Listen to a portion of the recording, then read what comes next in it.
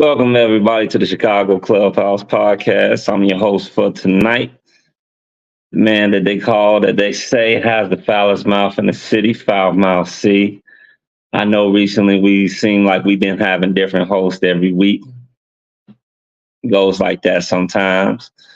But hey, we're going to be talking about a few things tonight. Of course, we're going to be talking about our beloved Bears. Probably be talking a little Sky News. Probably dip off, talking about a little bit of the Chicago Bulls and the draft. Probably be talking about our girls, the Chicago Sky. We can talk a little baseball if we want. Cubs ain't looking too hot. Sox are just fucking pitiful. Might even get into a little talk about how disappointing Chicago sports has been lately, but more importantly, how the owners have been looking terrible, man. The owners seem like they don't really give a damn about Chicago sports. And I think we got the greatest fans in the world. So that and more on Chicago Clubhouse Podcast. Hey, Commish, hit it. You are now rocking with the Chicago Clubhouse Podcast, where they think they know everything. But honestly, they don't know shit.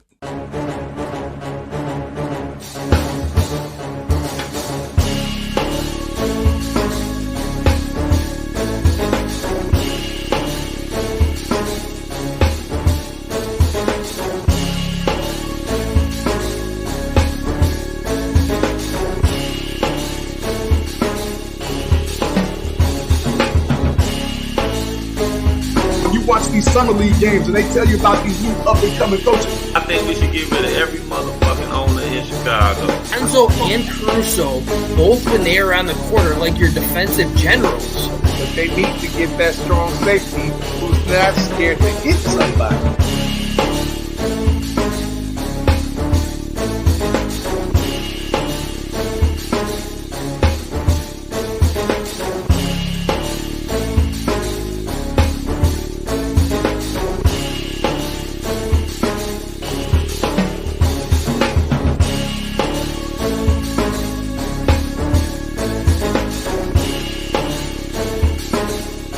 They really don't know shit.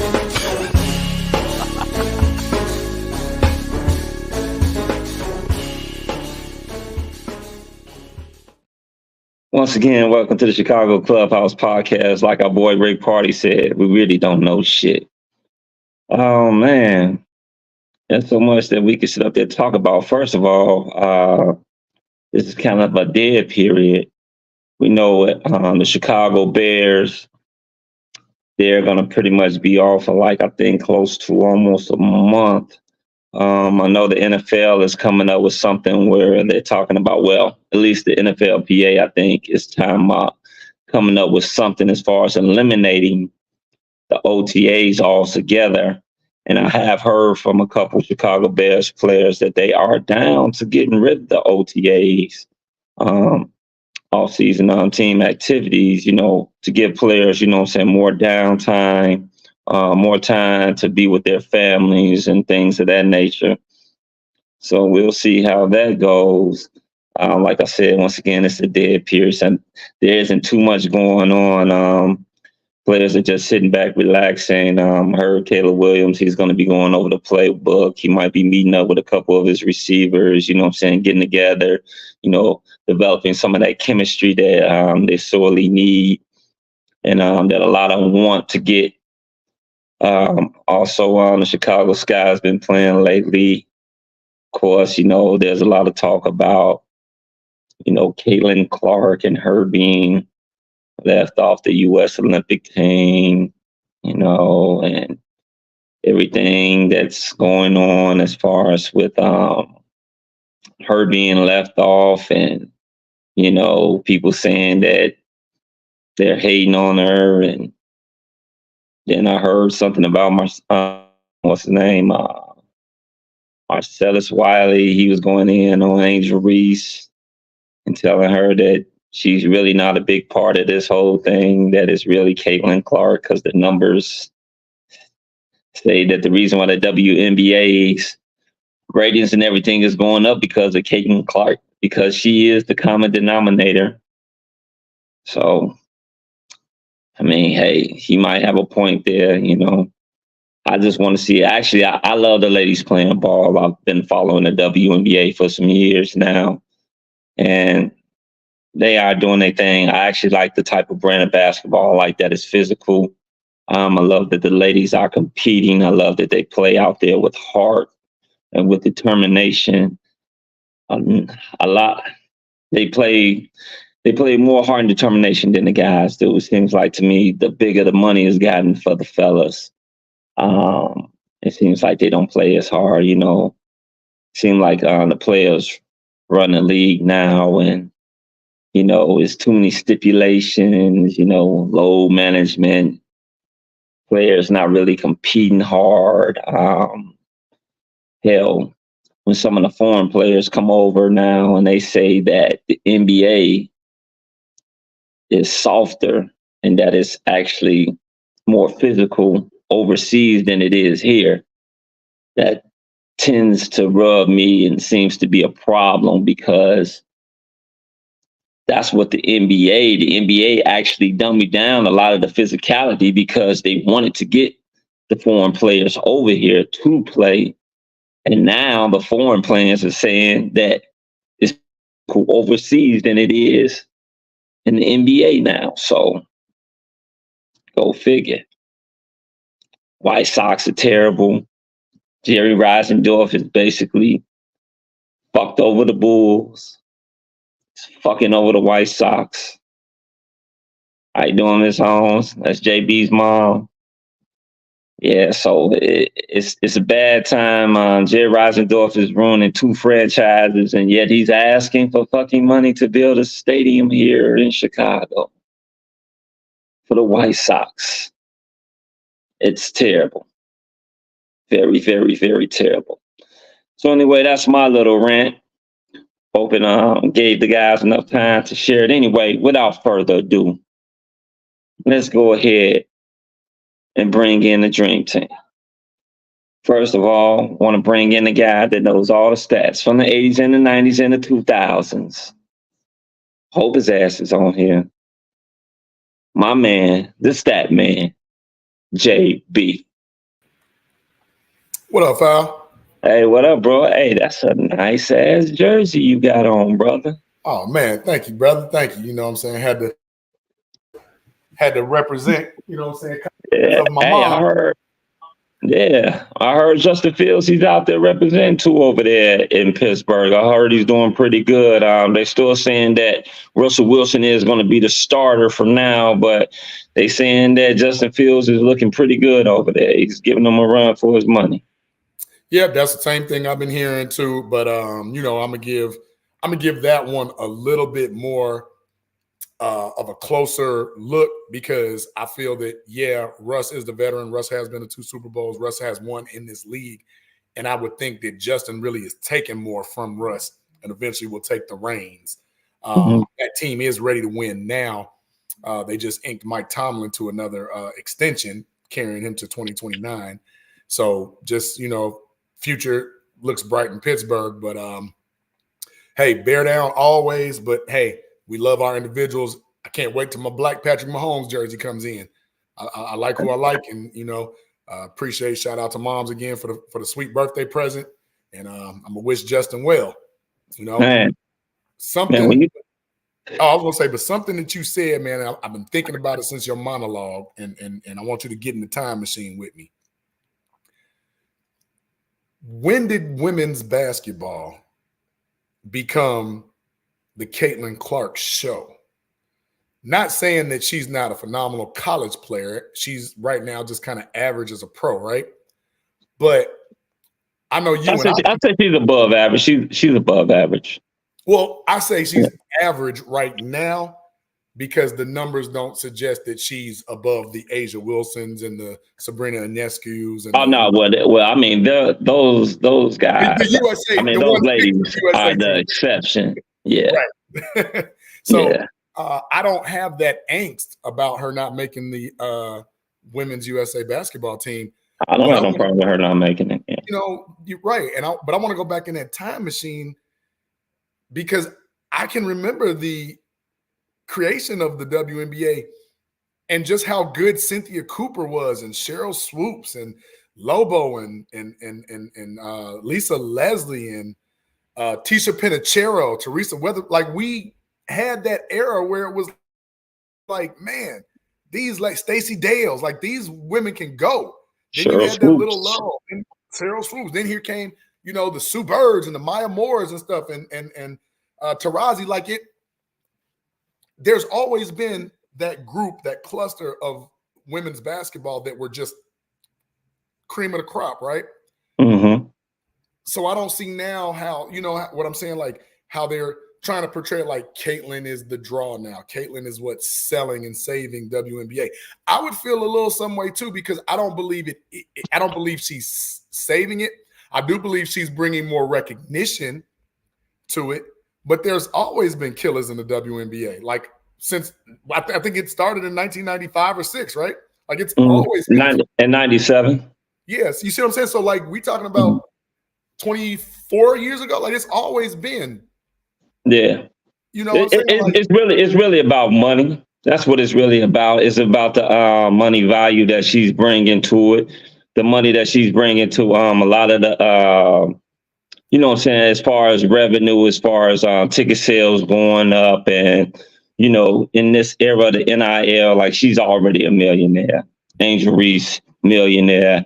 The endorsements deals that she's gone and made for herself. Same thing for Angel Reese, endorsement deals.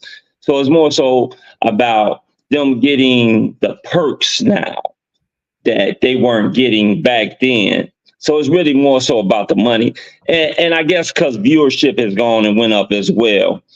Like you said, the players have always been there. It's always been the players. It's just that there's more recognition now of those players because of her. Like, they saying people are tuning in more because, and we all know at the end of the day, race rules this shit. It's race. You have the all-American white girl. She plays with fundamentals. She's not flashy. She speaks proper. Michael Harris, that's my cousin, all the way from California, all the way in Long Beach. Happy birthday, cuzzo. Love you, man. Happy birthday, Mike. Yeah, she speaks. She talks about team, not about I. Standard stuff, and then it's the black athlete is flashy and about so it's basically about the race thing. They feel like she's being picked on. People always talking about, and yes, there is some jealousy, no doubt. There is some jealousy in there, and deservingly so, because you got a player like Aja Wilson, who's dominated, one of the top scorers, top rebounders, top block shotters. What else?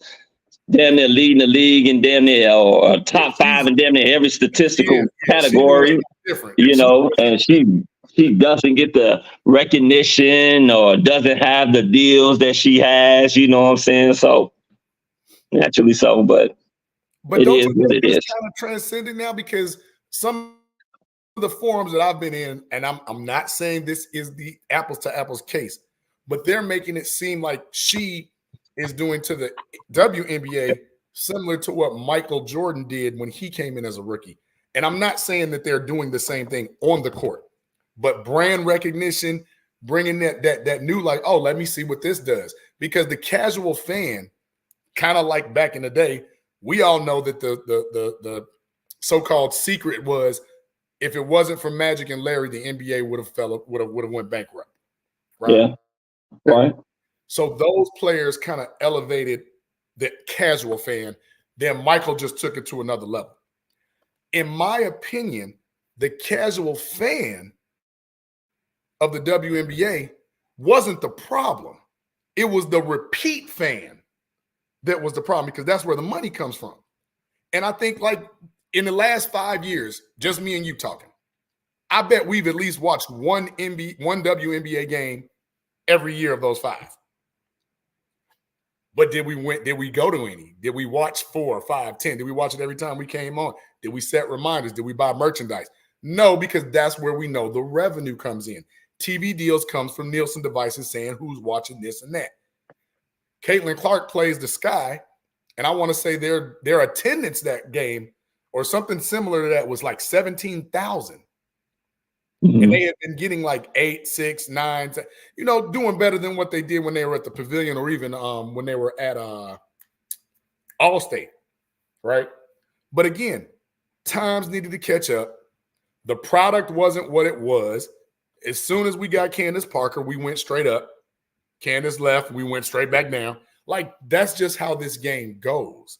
And I don't think it's fair for like a person like Marcellus Wiley to tell an Angel Reese, this has nothing to do with you. When actuality, it's got a lot to do with her, because if Caitlin Clark is Batman, she's damn sure the Joker.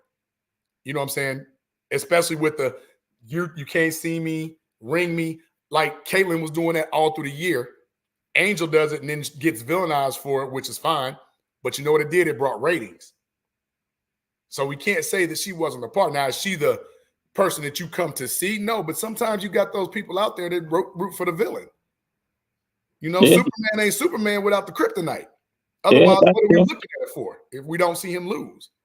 That's true. The only thing I say about Angel sometimes is that when you listen to her, it's like she is trying to throw herself in there. And, you don't have to. You don't have to. We'll do it for you. Yeah. We'll throw her name in there for her. She doesn't have to play victim. Yes, you don't have to throw yourself in there, because it comes off like someone says, you come off sounding jealous. If you always throwing yourself in there and you mentioning her, and if you're not necessarily not saying her name, but we know who you're referring to, you're still mentioning her. Well, now that's the part I don't like. Every time Caitlin is mentioned, you don't have to mention Angel. Every time you talk about brand recognition with the WNBA, you don't have to mention both at the same time. I agree with you 1,000% on that. But I will say, we have 2 players in Chicago right now that are national champions. That writes its own story with Reese and Cardoza just here in Chicago, right? That writes its own story. Then when you go to other cities and their other teams, like I said, I mentioned the Lynx. You had the Maya Moores. You had the Breonna Stewarts. Stewie is cold. You got the Asia Wilsons. So you have that top dog, so to speak, in every, team right now. But again, it's just a matter of, do you turn on Channel 3 and watch it long enough to count the views? Right. That's true. That comes from repeat business. My mom did it again. Shout out to Better Visions for the phenomenal work that they do. My man Kenneth Turner. But you got to have vision. That's right. Get that vision. Shout out to you, Ken. Jeanette Johnson, shout out. Hi, how's it going? Mr. Chicago, welcome. What's up, brother? What's up, fellas? Yeah, I was about to bring you in. I had to make sure that you was in first. I didn't know if you was in the back or not. Oh, yeah. I'm sitting back listening to y'all. I'm glad to definitely want to chime in on this particular subject, because I have a few things to say about it. There's a few things that I agree with both of you guys on, and a few things I disagree with. For starters, there is a lot of racial undertone when it comes to the media coverage of Caitlin Clark, the overall publicity that she's been getting, right? So, the girl was phenomenal in college, no doubt. But Dana Taurasi, who's been pretty consistent and unbiased with her trash talk to any and everybody, you got to come see her, right? So she's been consistently saying that to any and everybody, going at any and everybody, regardless of race, right? And there are certain aspects of this that get treated like there's racial undertone when it's not. Then there's other aspects of it that is racial undertone that's get disregarded. And that's what I have a problem with, because that we know in the state of Iowa, where it's 96% white people, probably maybe 2% black in the whole goddamn state of Iowa. Caitlyn brings that great white hope fan base of hers. And this is no fault of her own, but because she's the now token white girl for all these fans of hers who now see, okay, we got a white girl that can hoop too with the black girls now. You didn't see this much press. You didn't see this much coverage. You didn't see this much attention being brought on some of our black women who are in the WNBA right now, hooping the way they hoop. Candace Parker, to me, is one of the fucking GOATs. As a fan of hers, being from Chicago, her bringing a title home to Chicago a few years back. My wife is actually from UT and actually went to UT when Candace Parker was hooping there, won a national title there. I've watched more women's college basketball over the years than I have the WNBA, but I have watched every now and then WNBA games. Now, obviously, I already predicted that this upcoming year was going to be the most anticipated and most viewed and watched season for the WNBA because of the rookie class that was coming in. Now, the one thing I do disagree with you guys on is that every time Caitlyn gets mentioned, you got to mention Angel. You know why? Angel sold out her fucking jerseys before the damn season started. I couldn't find me one because I was looking for an Angel Reese jersey with the Chicago Sky logo and everything on there. Couldn't find it yet. She'd already sold it out. Camila Cardozo, to Fowl's point, we and to your point, JB, we do have 2 national title winners. And the scrutiny that Angel Reese got for doing the very thing that Caitlyn was doing was a bunch of bullshit because unlike Caitlyn, right, Angel actually won the damn national title.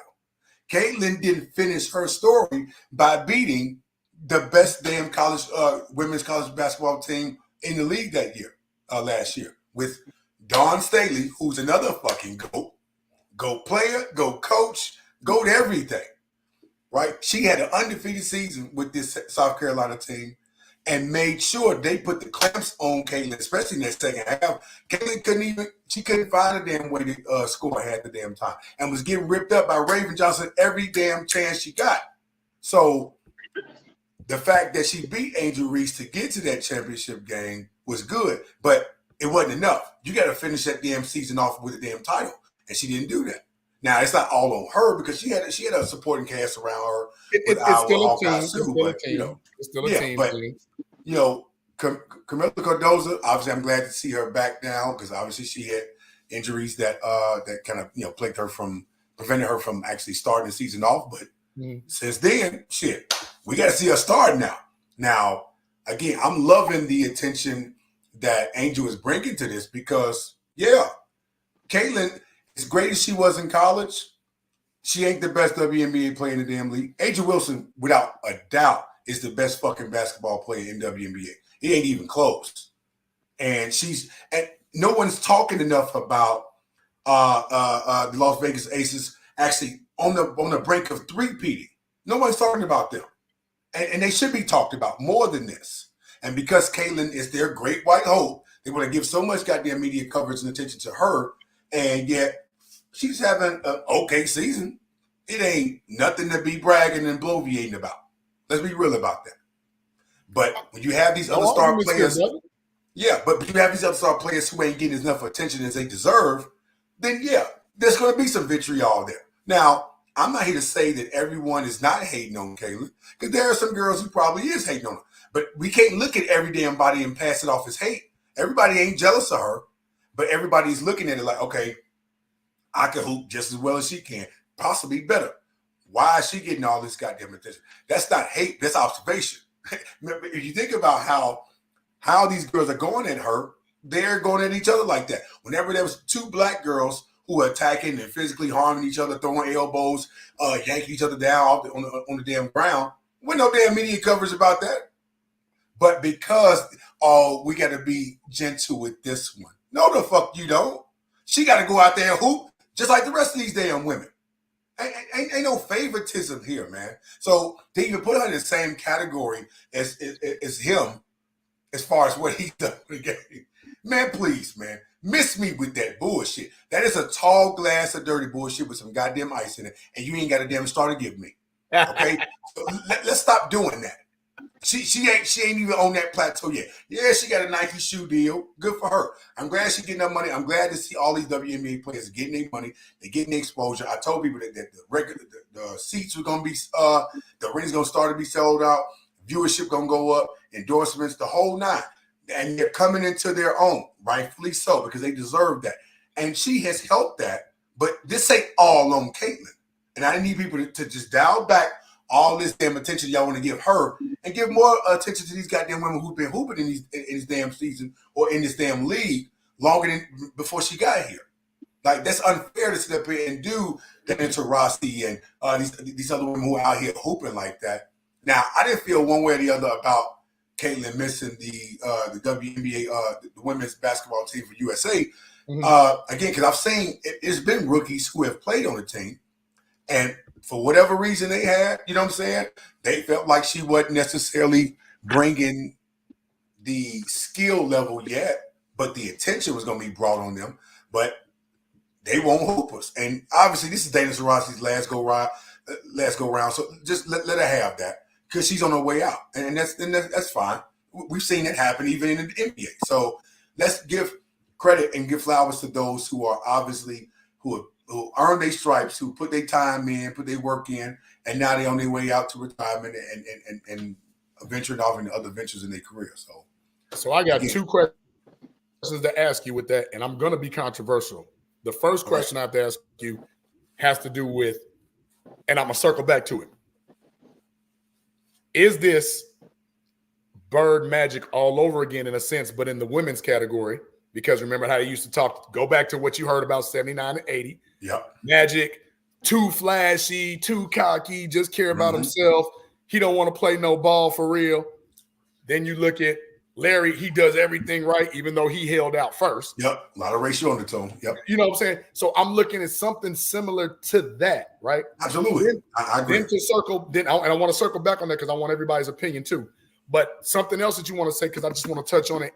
We tend to be prisoners of the moment so much to the point where we forget what those before others have done. Absolutely. I can sit up here right now and tell you that even with Caitlin Clark being the second, because if you look through your history, she is not the all-time leading scorer in women's college basketball, but that's another story for another show. Yeah, it's a black woman who played basketball, women's basketball in HBCU. So she actually has a record. So before they counted that credit, you know what I'm saying? So correct, before they counted. You're right about that.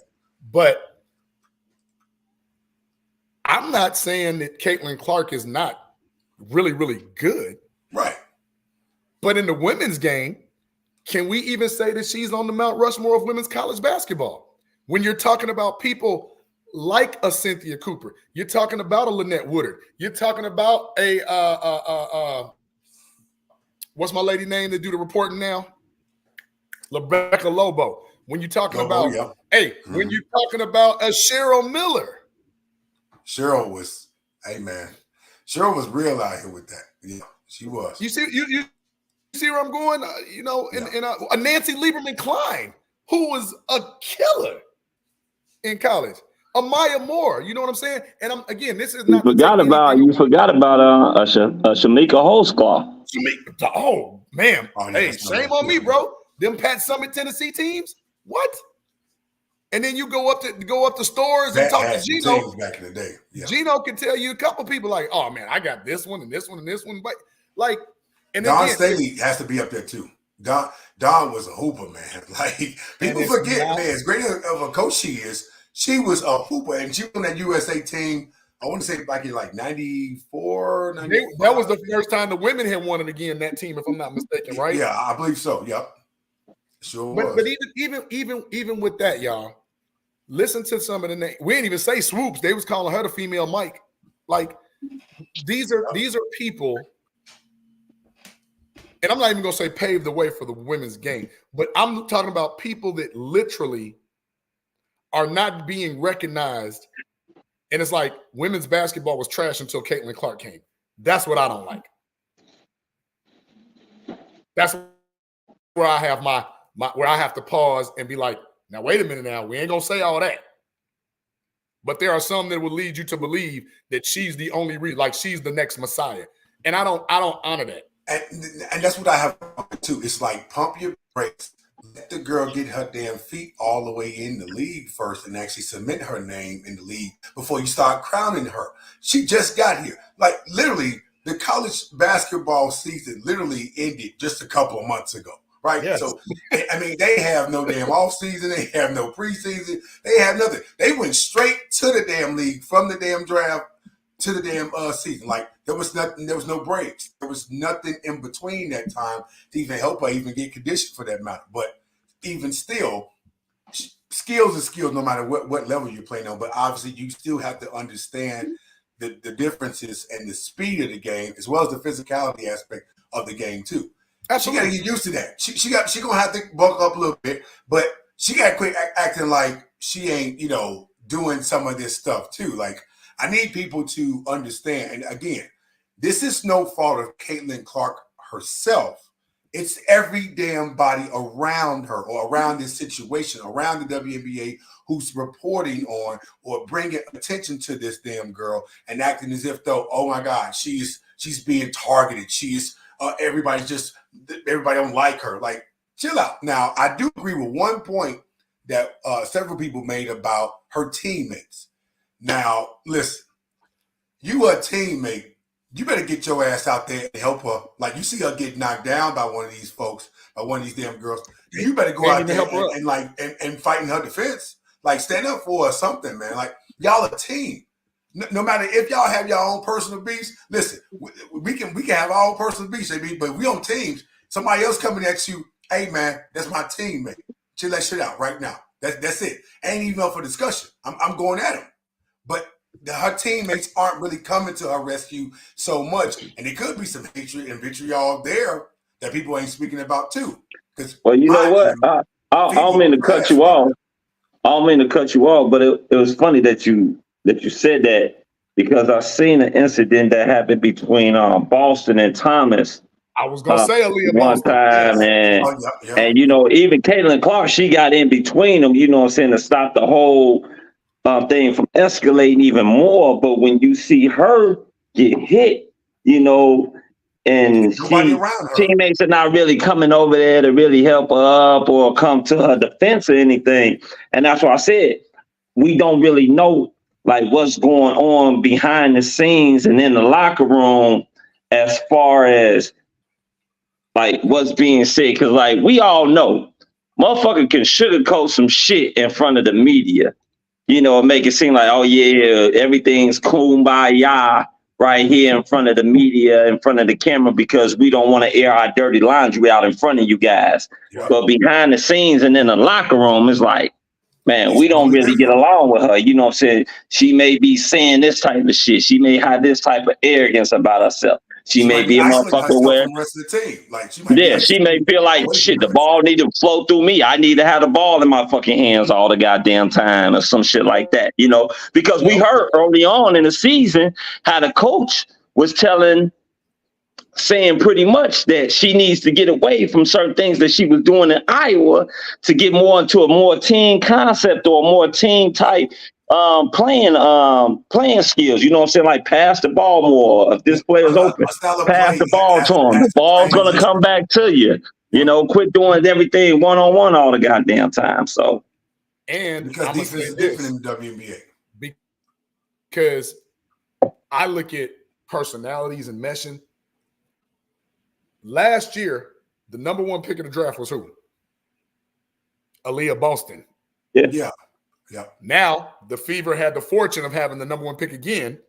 They take Caitlin, and Aaliyah, who won, I believe she won her sophomore year at South Carolina, I believe. She was on that team with who was she on that team with? She won her. She didn't win last year because she was in the league. Then they didn't win the year before. That was LSU, but they won the year before that. She went on the team with Aja Wilson when she was at South Carolina. I thought she was a sophomore. This Aja Wilson's third year, I believe, right? I believe so, yeah. Yeah, so we talking about somebody who did finish the story, who was the number one pick, and now was the afterthought for this. And if I'm not mistaken, she won Rookie of the Year last year, did she not? Yeah. Yeah. And listen, and to that point, Foul, if they give Caitlin Rookie of the Year, you know it's bullshit because them numbers ain't numbering. Okay, let's be real about that. I mean, but I put it to you like this: the thing is this: is there a rookie outplaying her? Ain't you having a better season than she is, number wise? She's not. We got points and rebounds and steals. Angel is not having a better season. Angel's out rebounding her, but that's expected. It's a combination of things. It's like she's doing more than just scoring. You know what I'm saying? She's rebounding. She's defending. And she's passing the ball. Like Caitlin, Angel, the only thing that Angel than everybody, Caitlin got more damn shot attempts, and you know. Yeah, but the only thing that Angel's outdoing her in is really rebounding. That's about it. She's still. How many points did Caitlin have in that game against Chicago Sky? Huh?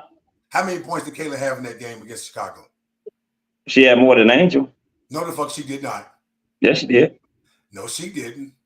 Yes, she did. I thought Angel only had 11 points that game. Caitlin had 3. Nah. Angel had a double. Angel had like 11 points, like 13 rebounds. He should have fucked in. Caitlin had more points than she did. I could have sworn she was in single digits. Somebody check that? One of these games, either the Sky game or the game after that, Caitlin had like 6 points or 9 points or some shit. Nah, the game after that, Caitlin had low points. She had like, I think she had 3 points or some shit like that. That wasn't the Sky. That wasn't the Sky. That wasn't against the Sky. All right, I stand corrected. It was the game after the Sky. Okay, right. Yeah. But to your point, though, Angel still did what she did, though, and even Cardozo came in and did what she did. Cardozo came off the bench, correct? Yep. Angel is averaging a double. True enough. She's getting some steals.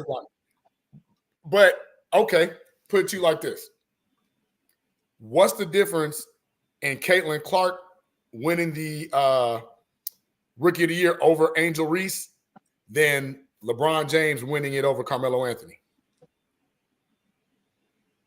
It's not much difference because it's all about the attention. It's all about the hype. It's all about. Well, the thing was, Carmelo actually went to the playoffs, and LeBron did. He should have fucking won it that year. And he had some. Anybody with basketball mind know Melo won the damn Rookie of the Year. And he had overall. Let me tell it. Look, listen, LaMelo Ball should have won the goddamn Rookie of the Year over Anthony Edwards. I agree. Like, there's been times, Foul, in certain moments in certain sports seasons where we like, nah, that's bullshit. Like, not even just Rookie of the Year, but MVP awards. We knew Shai Gilgeous-Alexander deserved MVP this year. But because OKC don't get as much coverage as the Nuggets, and because they don't get as much media attention as the damn Nuggets do, and because Shai don't get as much fucking attention as Joker does, they gave it to Joker. Joker been hoping, but Joker didn't have the better season. He had the better goddamn team either. Nope, he sure didn't. OKC was number one in the West, man. That's part of the goddamn criteria of winning MVP. And Shai had more 30-point games than anybody in the fucking league all season. You gonna sit there and tell me he ain't MVP? It's politics and bullshit and a lot of this shit, man. You and I both know that. It is.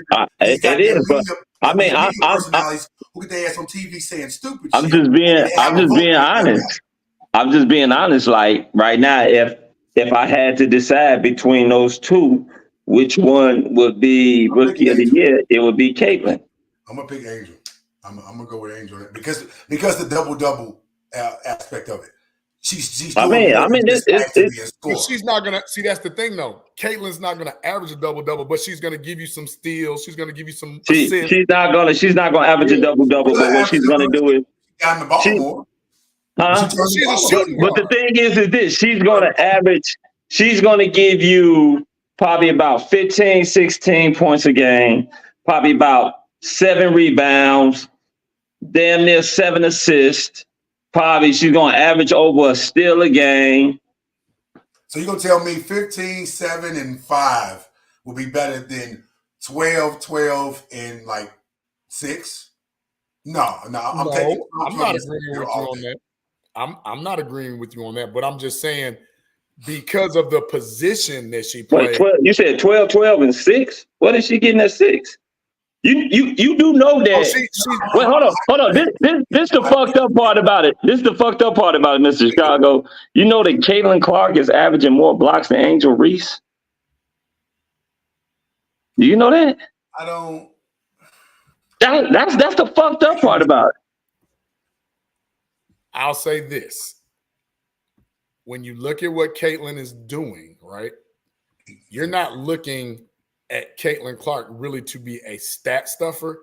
You're looking at Caitlin Clark to put that ball in that basket. And that's what you want. Angel Reese's field goal percentage is higher than Caitlin's too. Did you also know that? Her field goal percentage is going to be higher. Tell the truth. I don't think that it is, because the thing about Caitlin's only shooting 37% from the field. So I'm gonna put it to you like this. This is the thing. Angel Reese has so much of her game that she needs to improve on. One, for her to be 6'3", her shot blocking ability is damn near non-existent. She got her first block. Her first block of the season literally happened probably about 2 or 3 games ago. But she be her first block of the season. She doesn't jump. She doesn't jump when she plays defense. She gets her shot blocked hella times because she doesn't even jump when she fucking sits up there and when she has the ball. That's why her field goal percentage is so low. She gets her shit blocked. Yeah. I saw this the other day too. Yeah. But listen, it's bad. She hustles, get them putbacks, get them Oh, rebounds. I'm not saying that. You know what she is? She'll get the ball out your hand. She may not block the damn shot. You know what she is to me right now? You know what she is to me right now? To me right now, she is the female version of Joakim Noah. Without the shot blocking ability. Yeah, I was gonna say, but you can't make the comparison because Joakim won Defensive Player of the Year, so you can't do that. You can't even make that comparison. I said without the shot blocking ability. Because one thing about her, now she can rip your ass. Now I've seen her get some clean steals. Like, she catch you on the way down. She'll tap the shit out the ball. She ain't gonna block shit, but she'll tap the shit out of it. But listen, that with time, that's going to come because obviously we hope it does come. But we talking about we'll teach her how to defend better. But listen, Chicago, we talking about stat for stat. Now, yes, although the double does look good, 34% as a post player is terrible. It is, but who is Caitlin locking up though? Who Caitlin dealing up? It's not about who Caitlin is locking up. What we're talking about is offensively, she's not doing her job because, like he said, you're a post player. Your percentage as a post player is 34%. That cannot happen. It cannot happen. You're 6'3". As a post player, you cannot be at 34%. Yeah. And listen, I do think things will change when Cardozo finally gets in the lineup and start. Like her and Angel will definitely gather the attention from their. What that's gonna do is take away from her rebounds. I don't know about that. Really I don't know. Cardozo's 6'7". She is, but we've seen. But hell, Cardozo now she plays better defense as far as blocking goes. But she'll get motherfuckers like running past her and go right to the lane on her, and it's like damn. But I'm saying stay in front of her. But the 10 rebounds that Angel is getting right now, when Cardozo gets more minutes, those 10 are gonna look real 6.5, 7. I mean, it's gonna be hard to rebound on the both of them, but at the same time, if Angel doesn't sit up there and get with somebody that's gonna tell her, "Hey, check this out, baby girl. When you out there, motherfucker, from now on, I don't need you to run flat-footed. I need you to run on your fucking tippy toes. I need you to start fucking jumping. Fucking jump. I need you to fuck all that Barbie shit. But listen, to your point, I need you to fucking start running on your tippy toes and jumping and blocking some shots." Yeah, the coaches and her conditioning coach, and they're not fucking telling her that. Goddamn it, they gotta lose their damn job then because they're not doing their job with fully like getting the most out of her in terms of making sure she develops well, especially even in her first year in the WNBA. That's your fucking job as a damn conditioning coach. You got to be able to bring all that shit out of her because you know she has the potential in her. You got to bring all that shit out. But if you ain't doing that, you're doing a disservice to her. I agree with you, but it's also looking like she's the type of person that if you don't kiss my ass right now, you ain't gonna have a job either. No, she ain't got. That's the vibe. She's gaining the pull. She ain't got that pull and clout yet. Not yet. No, in her circle, she absolutely does. She absolutely does. Now, we just from the outside looking in. Right. But that's why. Remember, JB, we was on this show months ago. And I sit up there and I criticized because I said that I understand that you're going through things, but there's a time and a place for it. You don't come on after you just lost a championship game. Well, a semi-championship game. It was the Elite Eight, I thought. No, it was a Final Four. That was the Final Four game. It was a Final Four game. You just lost the Final Four game. You do a lot of wolfing. You do a lot of shit talking. No. That was Elite Eight. Because that was the Final Four. No, it was a Final Four. They lost to Iowa. No, Iowa, I could have sworn lost to UConn in the Final Four. No. Iowa lost to South Carolina. Oh, UConn lost to South Carolina? No. Iowa lost to South Carolina. Somebody look that up because Iowa went to the championship game to play South Carolina, and they lost. Reese lost in the Elite Eight. Because Iowa beat UConn. No, South Carolina ended up beating UConn. What did South Carolina beat UConn? Damn, I can't remember. Wherever the fuck it was. LSU played Iowa. South Carolina played UConn. And Iowa beat LSU. And South Carolina beat UConn. And they had to go against each other. That's what it was. Yeah. Well, whatever it was, whenever the fuck it was, like I said, you lost the game. Instead of telling the team, instead of sitting up there saying to reporters, hey. Yeah, I thought so. Thank you, cuz Iowa beat UConn. I knew because the one little girl that was like Caitlin Clark just came back from injury. Oh, yeah. Okay. The other girl who you talking about Paige. Yeah. Whenever the fuck they played, instead of sitting up there telling her, hey, congratulations to the Iowa Hawkeyes, Caitlin Clark, whatnot, you go on there and you start talking about how you receive death threats. Like I said, it's never cool to receive death threats. That shit is not cool at all. You start talking about how you haven't been happy since you won the championship last year, how you were being sexualized and all that. And I said, that's on you because nobody tells you to wear the shit and do the dances and all that tongue out shit and all that other sexy shit that you do.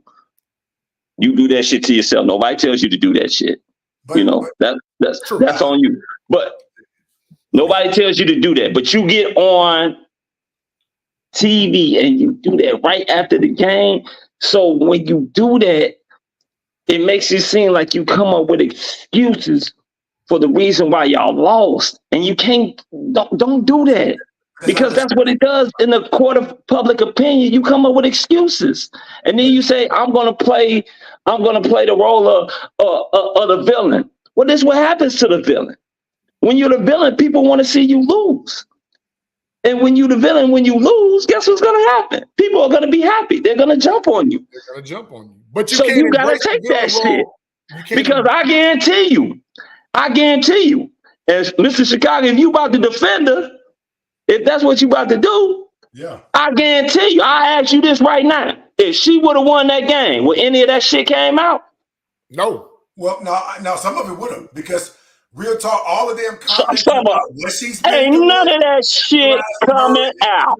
Vilifying her, all that shit, it's been coming out because That was her. She can't be on Sports Illustrated. She can't build her brand, but everybody else can. Like, that's bullshit. Bro, if she would have won that game, you wouldn't have heard shit about her getting death threats. You wouldn't have heard shit about her being sexualized. You wouldn't have heard shit about that she ain't been happy since the goddamn championship last year.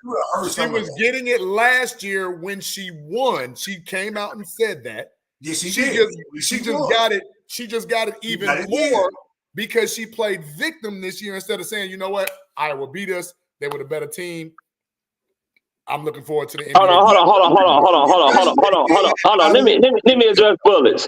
Just because a woman wears sexy clothes doesn't mean she doesn't have the right to be respected and not targeted about what she's wearing. That's true though. Listen, I'm gonna tell you this. Bullets. Now listen, Foul, you and I can speak to this because being parents, specifically me, being a father to a daughter, I'm not gonna sit up here and tell my daughter that certain things that she shouldn't wear, right? Because women can be fully clothed and still be sexualized. We seen a bunch of sleazeball ass men out here who would still find a way to say some ridiculous shit to them, even though they fully clothed. Now that's aside from the ones who want to wear something smaller or shorter. Hell, goddamn, it's summertime now. I ain't finna put no goddamn jogging pants on and jogging suit, and I'm expecting you to do that. So with that being said, we have to give them grace to be themselves and be able to be comfortable in their own skin. It's not fair to sit up here and be a double standard as men and say, oh, well, y'all shouldn't be doing this and doing that. It's certain shit that they shouldn't do, but when we have our opinions about it. But see, this is the thing. When I said sexualized, I didn't just say because of what she was wearing. But she was also on Sports Illustrated this past year during the college basketball season, and people were sexualizing her then. It's like, wait, women have been on Sports Illustrated front cover for many fucking decades. Now we're gonna sit up here and make it a problem because she's doing that. The biggest No.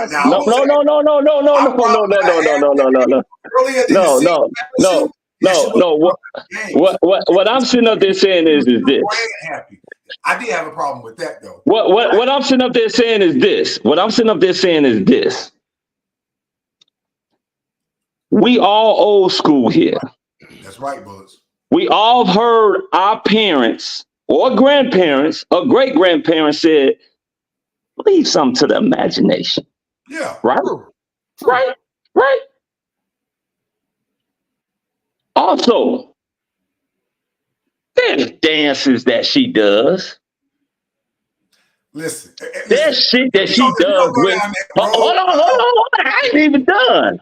Because you know what I'm saying? There's shit that she does on her social media and on TikTok and shit like that. All right. With her tongue. You know what I'm saying? That send certain messages. You know what I'm saying? So I didn't just say it was just the clothes.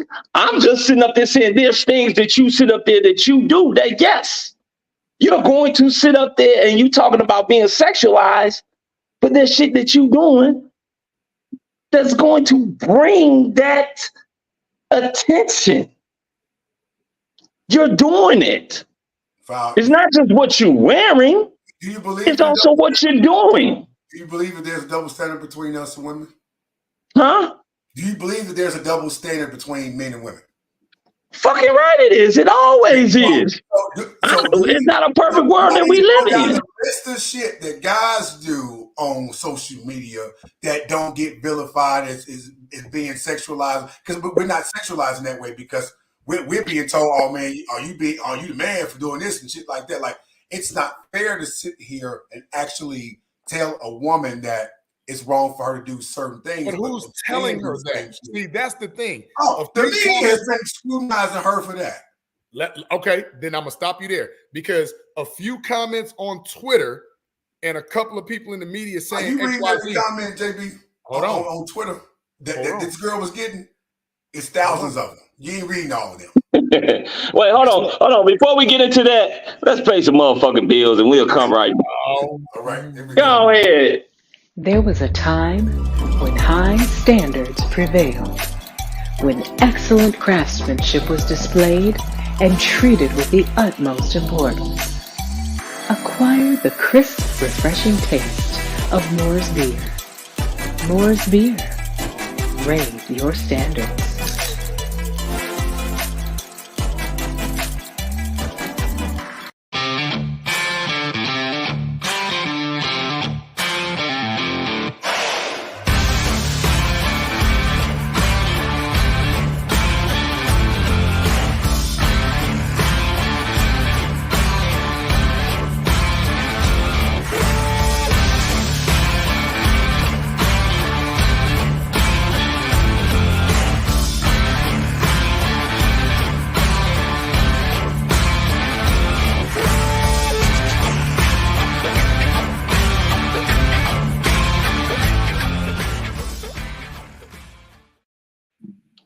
Right there. Get yourself some Moore's beer and your athletic apparel from In the Zone. Right there, JB's holding up him a nice can of Moore's beer. And also, Frank, oh man, he loves to sit up there and show off his In the Zone gear. He even has those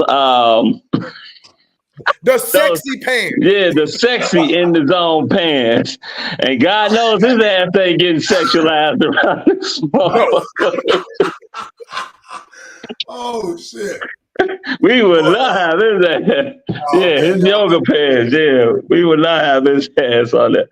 Look, let me tell you, I'm not sitting up here saying that it's cool for people to disrespect her at all. But at the same time, I'm going to say don't go around and try to play victim. Because I tell you one thing, if my daughters or sisters or mother or somebody sitting up there wearing certain shit, I'm going to be 100 with them. I'm like, what the fuck you think what the fuck you think gonna happen? Yeah. You sitting up here, you wearing tight, revealing shit with your ass cheeks out.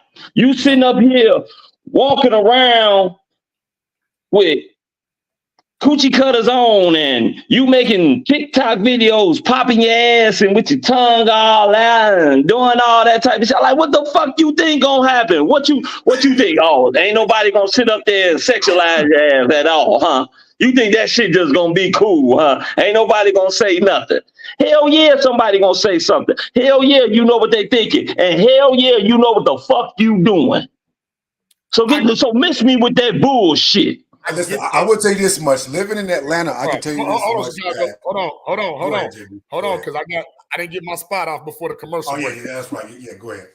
But to me, when it's all good and you're winning and it's on top, it's I'm popping out. See me. When I lose, then it's you sexualizing me. That's the part I don't like, because when you look at other women who are very free with their sexuality and the way they look, I'm talking about when you see Taylor Swift wear something revealing, it's not like, oh, you're sexualizing me. It's like, goddamn, Taylor Swift. When you see Serena, when you see Beyonce, when you see all these, Selma Hayek is damn good for it. Kardashian, when you see all these others, don't bring the Kardashians in this. Don't do that. Don't do that. Because you know don't you dare make that your damn measuring stick, JB. You're going to stop it right damn now. You gotta listen. I'm not measuring the person. I'm measuring the event when she had that dress on. I said people. The whole goddamn family sexualizes their damn self and monetizes the shit. Don't you dare do that. No. That's my point. That's my point. See, you didn't let me finish. That's my point. As long as the money's flowing from it, it's okay. Angel knows what she's doing, and we applaud her for it. Hey, you got a great body. Show it off. Get paid for it. Live your skin. Nobody's debating that. But then when people start calling you a tramp and all that because you losing, that's wrong. Nobody should have to endure that. But you can't embrace that when you lose, because the same people that called you a tramp when you lost called you a tramp when you won. And you had nothing to say about it when you were winning. But you know, these trollers out here will only say shit to her when she's losing. They ain't gonna come out the woodwork and say she's doing when she's winning. For the bait. She got to stop falling. Oh, listen, I'm with you on that. Now, you and I agree on that. She has to learn that. Listen, she's still young. She's what, 22 years old? Yes. Give her time to really develop and mature into the woman that she ultimately will become. This is not her final version. Is what I'm saying. This is not our final version. Like you learn something new every damn day, JB. Give her time. I'm just telling. All I'm sitting up there right now. But Yeah. Thank you, Val. Yeah. Oh, I didn't hear the question. You said what now? Yeah. Do you know where she lives right now? And if I'm not mistaken, I think somebody asked her something where I think she felt a little uncomfortable about something about Chicago, about where she was living a little bit. Hey, like, and I know Bullets is going in on me. He talking about dressing sexy, not Bullets. Look here, man. I'm not saying that, bro. I understand. Look, Bullets, this young lady, she's old enough to be my fucking daughter, okay? She's 22 years old. She's old enough to be my daughter. Hey, so guess what? if she was my daughter, I'd be telling her the same shit I'm sitting up here stating right now. Because it'd be the same shit I tell my daughters. Like straight up, like, hey, baby, I understand you young, you vibrant, you're beautiful, you're sexy. I understand it. But at the same time, leave something for the imagination. Don't be doing all that, because if you do something like that, there's going to be shit that comes with it. True, but motherfuckers is gonna damn sure come with you, and then they're gonna put you in a fucking category because they don't know you. All they see is this outside. They don't know you. They don't know you. So yes, they are going to sexualize you. They see you on TikTok doing all this shit with your tongue out, your ass cheeks out, twerking and all that shit. Yes, that's what they're gonna do. But here's the thing about the society we live in today now, right? So we live in a time with Sexy Red and Cardi B and please don't talk about her. I think I'm gonna throw up. Listen, I'm saying we're in that era where women are feeling empowered and being comfortable in their own skin to be able to reveal themselves in such a way to say, hey, you don't respect me because now I'm owning the very thing that you actually portrayed me out to be. And I can respect that from that standpoint. But to your point, leave something to the imagination, because there are still old school women out here who are still sexy in their own right, who don't have to show all that. But there's a variety of things. When you think about this, it's mostly young women who haven't matured yet. Give them time to develop into that woman before we start casting aspersions on them, saying, oh, well, you already doing this and doing that shit, and you already scantily clad, dressing, and you're already out here sexualizing yourself. Some of them are, but think about this too. That's all I'm saying, that she is.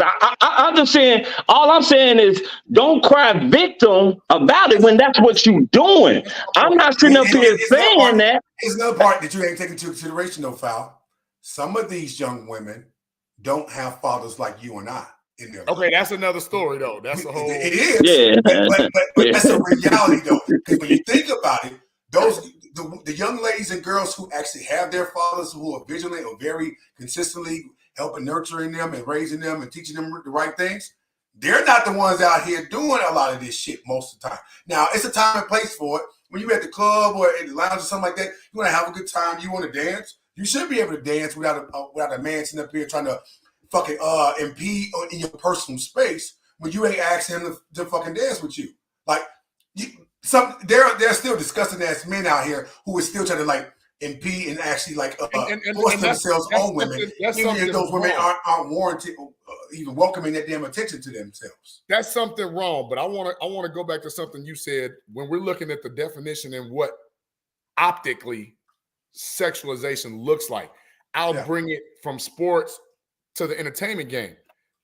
It's all entertainment too, though. Yeah, but I mean, it's still. But nobody is giving Meg Thee Stallion this same energy, nor is she crying victim about anything when she's out here using her sex appeal. Listen to me. She's using her sex appeal to sell records, to be in the public eye, to monetize her sexuality, which is great. Mm-hmm. I have no problem with it. Now, nobody should call her a hoe, a slut, a B, none of that.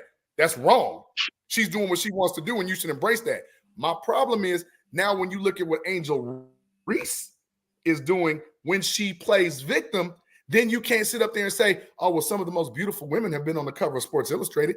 God damn it, the biggest selling issue of Sports Illustrated is the swimsuit issue, which does what? Sexualizes female athletes. But so I'm like, it's a swimsuit, JB. What the fuck you want them to wear? Some goddamn doggy pants and a corduroy shirt or something? No, I'm saying my point is it's a swimsuit.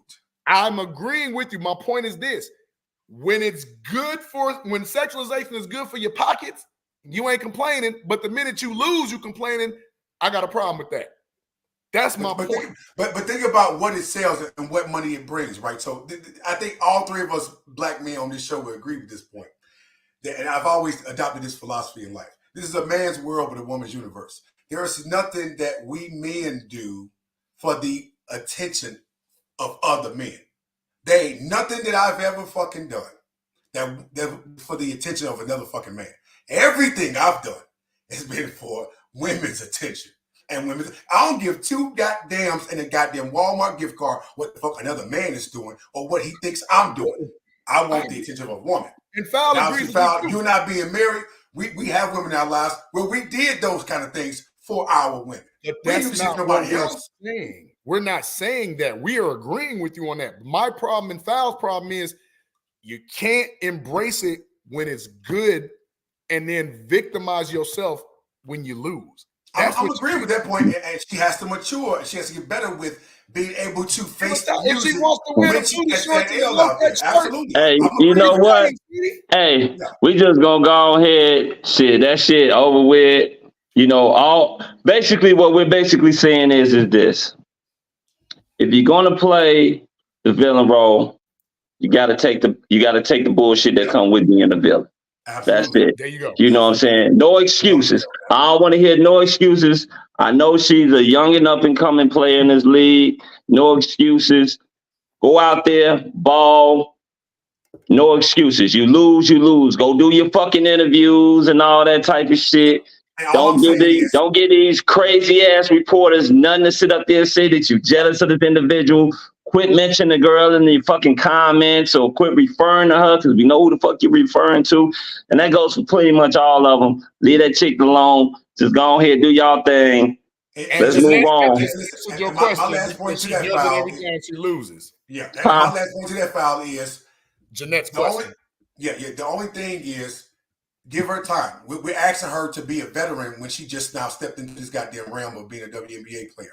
Let's give her time and grace to develop and mature into that woman that she can ultimately become. She need a fucking PR team. I know that. She definitely do. Absolutely. Listen, she needs the right. Get rid of them yes girls and yes boys. Get rid of them motherfuckers. But listen, we see that a lot even with the men too. It's a lot of fucking it's a lot and they need to get rid of them too. And fucking yes men around these damn people who benefit from the success of the goddamn player. So it's like you need the people who gonna tell your ass what you need to hear, not what you want to hear. And she needs the same thing too. But we got to give her time to develop into that. This is just, she's only fucking 12, 13 games in. Let's give her time. The other women who are already in it, established in this WNBA, they already know this shit because they've been here 10, 20, 30, 10, 20, 15 years or whatever. So they understand the dynamics of how to respond when losing and when winning with grace. Oh, she'll learn. She's going to learn that. Yeah. Give her that. And shit, listen, I don't see Kaylin saying a whole lot of shit either. Kaylin has to start talking more too, because she has to start defending herself when people are out here trying to talk for her more than she's talking for herself.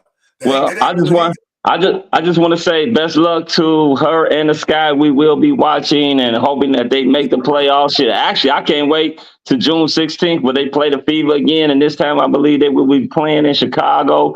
I hope it becomes an intense rivalry. I can't wait to see it. So best luck to Angel Reese and Chicago Sky. Let's move on and let's go to talk about, let's get some Bears talk in. So tell me this, I've been hearing a lot of things from a lot of broadcasters. You got the Nick Wrights in the world. You got a couple other people who are saying that the Chicago Bears, some people saying Chicago Bears could be a playoff team. Some people even saying, got the nerve to say Chicago could be a possible Super Bowl contender, maybe possibly make the Super Bowl. What are you guys' thoughts on that? Go ahead, JB. I'm gonna let you speak on this first because I got too much more to say. Hey, you sure about that? Because I'm telling you right now, we're gonna butt a lot of heads. And the first head we're gonna butt is this. Nick Wright is an idiot. He is Listen, we ain't butting heads. This is a unanimous decision here that we all agree on. He's a goddamn moron. Absolutely, he's a that's a better word. He's a moron, right? Yeah. And that little stat, and I don't know if producer Kamish, if we have that little stat that he put up, not stat, but that little. Did somebody say moron? Hi. Look who comes in. But no, not that stat. You just threw me totally off, Easy. But good morning, Humpty Dumpty. Easy, what up with it? Yeah, they called me that Humpty last Dumpty. time. That's hilarious. I have a look. I can see the shape of Humpty Dumpty. You can see the resemblance. Yeah. My bad. I just see Easy. My bad. That is hilarious. But no, not that one yet for Mr. Chicago's record. The one where Caleb Williams is already the 5th best quarterback in the NFL, and he's never thrown a pass. Come on, that's man. the one where Nick. Listen, man. Yeah. Hey, man, listen. Dial no, that that's shit not it. back. I mean, that's it's crazy, but like, go off. Sure, like you don't think it's crazy? I do think it's crazy, but also like go off. Like it's pro Bears, so I'm not gonna argue against it. Like it's pro Bears, though. You got to think about who Nick Wright is. He's either trying to troll or he's really just that much of an idiot because he didn't even have Lamar Jackson on the list. JB, these people get paid to say stupid shit. I agree. To say we gotta agree with him. Shit. No, we don't. Which is but also I don't think we need to be like, okay, we could be talking about them like making fun of them because it's funny, but also like, I mean, I feel like people outright ridiculous to get like actual takes and not just like click takes. Okay, there's a difference between a hot take and just stupidity. He's borderlining on stupidity. He is. This is the same dude that said Michael Jordan is like the 5th or 6th best player. No, that was Mad Dog. Mad Dog said, I was going to bring that up. He said Michael Jordan and Scottie Pippen are the number 5 sports duo of all time. Yeah, but no, Nick Wright said, Nick Wright did say that Michael Jordan I have it right here. 5th player all time. I'm like, you listen, man, the drugs you own ain't even fucking sold in the damn States. You got to be the dumbest person in the world to say something idiotic like that just for clickbaits, likes, shares, and subscriptions. That's all. That's why I hate the offseason. Speaking of which, hold on. Speaking of which, remember to like and subscribe to the Chicago Clubhouse podcast. Remember, if you're liking it, like this shit, subscribe to us, the Chicago Clubhouse podcast. Now, continue on. Yeah. How do you take somebody like that serious? Whether it's for clickbait or not, he's got a platform, he's got a following. Some people are actually gullible enough to listen to what this dude is saying, including our own Chicago fan base. Like, man, yeah, you know what? Caleb Williams is the 5th best. Over, and then over who? The problem that pissed me off the most was the order that he had. Please, if somebody out there could send it to us so we could post it. The man, another 2-time MVP was not even on the list. You can't be that stupid, man. Like, it's one thing to troll, but it's another when you think you smart and you really a goddamn moron.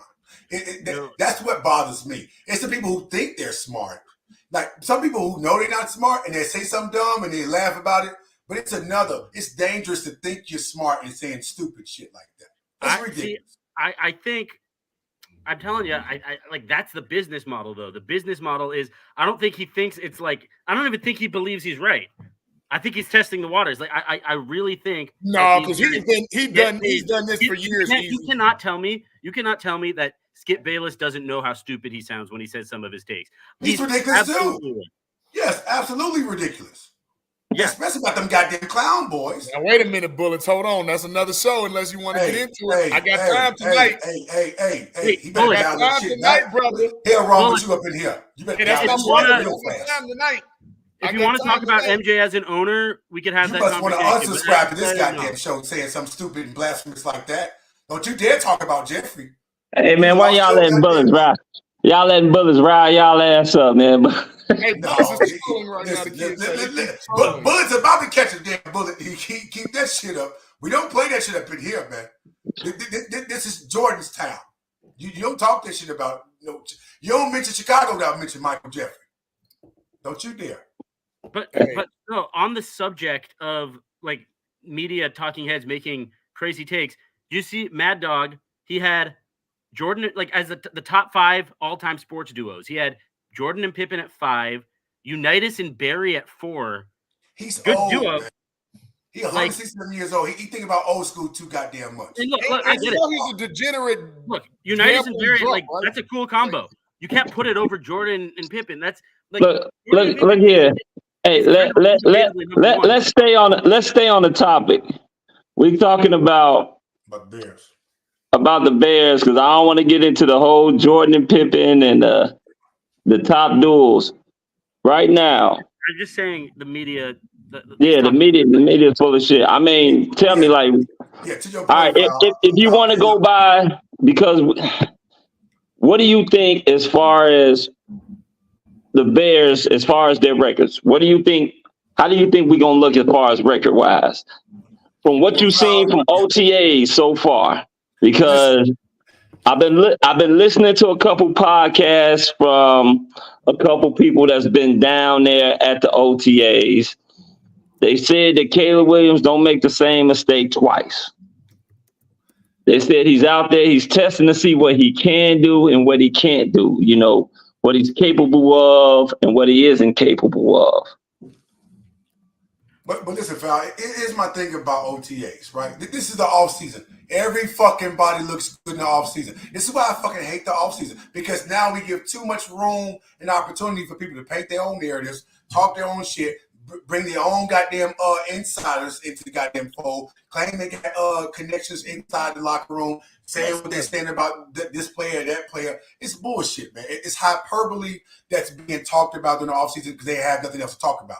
Now, granted, now there's some bits of people, like you said, who have been at the damn OTAs and seeing the workouts, seeing how he's developing and things like that. It looks good right now until he got the fucking opponent in front of him on that goddamn field with him to actually test his true skill set and how he's developed into this goddamn quarterback coming into the season. The test is our own backyard. We have a top listen, they got to pump their goddamn brakes with this shit before we drive off the goddamn cliff. Because the very second he make a mistake, all these people that shoot smoke up everybody goddamn ass claiming the goddamn chimney did it, they're going to be real upset and vilifying him and be like, well, I guess he didn't develop too well. I guess we fucking we shot ourselves in the goddamn foot by putting this much stock into him. Or I guess we sit up here and put the cart before the horse. Now you want to say this shit. Stop putting so much attention on this kid before he actually takes the fucking down on the goddamn field. He got to look good in practice. He going against one of the best goddamn defenses in the league. So he better. I expect him to fail in certain aspects because of how fucking solid our defense is. So if he killing our defense, then our defense ain't that goddamn good to begin with. At least to me, it wouldn't be. So I need him to have some growing pains now, get the kinks and wrinkles out. So when preseason start, he get a couple snaps in. We'll see some more out of him. We'll see what he looked like then when the playbook is finally in tune. He's finally in tune with the playbook. But give him time. The OTAs is only as good as it is when you're playing against your fucking teammates. That's as far as it's gonna fucking go right now. Agreed. We gotta put our brakes with this shit. I don't put any stock into OTAs. I don't either. That's a media thing. That's what I'm trying to tell you. That's a media thing. They gotta keep their job somehow, JB. But I mean, again, blowing smoke up everybody's ass, saying the goddamn chimney did it. It's bullshit. Stop doing that. It is. But let me paint a picture for you because you didn't get a chance. Matter of fact, Easy, you weren't on when we talked about this as well. So let me get both of you all's opinion on this because the same time when they were saying, oh my God, Ricky minicamp, Caleb's throwing the ball over the yard, he looks great. The minute veterans come 7-on-7, that next time they got together, oh my God, he's making mistakes. He looks bad. What are we doing? Blah, blah, blah. Then it's like, oh, he made some amazing throws again. Then just yesterday, was it yesterday or the day before? Yeah, it had to be yesterday. Keenan Allen's like, oh, hell no. Because you threw that little popcorn to my man, where's this great arm you supposedly have? You know what I'm saying? And that's why I say you can't put too much stock when he's doing amazing things, but then also not talk about it when he's doing bad things. You got to be right in the middle. No, you got to do neither. Neither. It doesn't matter. You have to be in the middle now. You can't pick one or the other. You have to wait and see. That's what I'm saying. It's too many extremes of he looks fucking amazing out here. Or it's, he don't look that good. I mean, he's not that impressive. Like, goddamn, it needs to be a median somewhere. Like, you gotta wait. Stop trying to oversell him or undersell him. Stay in the fucking middle, man. Stay in the middle. You gotta wait. Man. You gotta wait, because here's the one thing that we all know, and this is across any NFL team. That kid, I feel sorry for and happy at the same time. Because yes, he comes into a situation where he's got the best weapons ever on paper of any rookie quarterback in the history of the league, but he also, damn it, has the most pressure that any quarterback has ever had to succeed, not just from an NFL standpoint, but from a Chicago Bears standpoint of milestones we as a franchise have never had. And you know what? My expectations of the team holistically stretches far beyond my expectations of just him, right? So I'm looking for him to lean on the veteran leadership that he has around him. More than I am looking for him to lean on himself. And you know, that's why he has the skills. I know he Chicago. does. That's why. Go ahead, Frank. Damn, easy. Sorry. Yeah, same thing, right? Do we all look the same to you? Is that right? Yeah. I'm a racist. Yeah, you all look the same. I wanted to say, and one thing, and I really hope, JB, you could agree with me on this one, but I really did love, objectively, Caleb's opening press conference when he said, "I'm keeping my mouth shut and I'm listening more than I'm speaking." Please tell me y'all appreciated that as much as I did. I do. I jumped up out my that seat. leads me to think.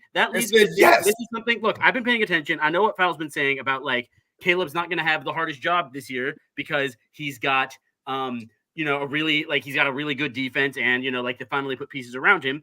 Yeah, I've been paying attention to that. Like that's kind of true. And when he says things like, "Look, I'm delegating, like I'm listening, I'm paying attention to what other people are doing, because if you want to lead, you have to learn to follow." I love that. And that's what leads me to think he can be successful to an extent in his first year, just because his mindset seems to be in the right place, if that makes sense. No, his mindset and his maturity level definitely, it's definitely eons above what we actually anticipated and expected from him. True enough. But what I am saying, though, is that we need... It's true. It's true. It's I true. just read Can't show it, though. Can't show it on the air. No, but what I am saying, though, is that we can't hype him up so much to where if he makes a mistake, we shoot him the fuck down. Like, stop putting him up so high to just shoot his ass down like that. Give him time to come into what we're anticipating him to be, rather than already casting him as that. Like, we have to stop putting the goddamn cart before the horse. Well, that's true. And you gotta believe, like Easy's a big time Caleb fan. I mean, Easy, well, yeah, he's my quarterback. I mean,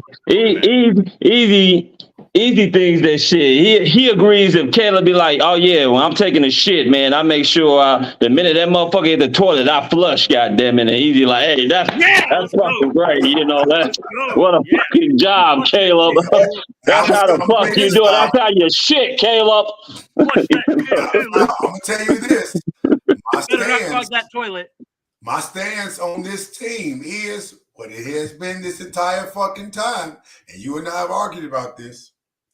Poles better fucking be right about all of this, because no matter what happens or what don't happen, he made the decision to move on from Justin and get Caleb. Okay, I'm not telling you it's the right or wrong answer or right or wrong decision to make. I'm telling you, you better fucking be right about it. That's what I'm saying. But I don't think he has to be right this year. Yes, exactly. He does. No, we we better don't. make the goddamn playoffs. No, we don't. I'm standing on that shit. No, we don't. We better make the playoffs. Hold on. Commish, put up playoffs. Don't talk about it. Playoffs. You kidding me? Playoffs. I just hope we can win a game. See that right there. That's where you wrong at. He doesn't have to be right about this shit, because the reason why is because you drafted the guy to be your quarterback of the future for the next 12 to 15 years, not just for this year. He's giving himself another 3 to 4 years off of this move.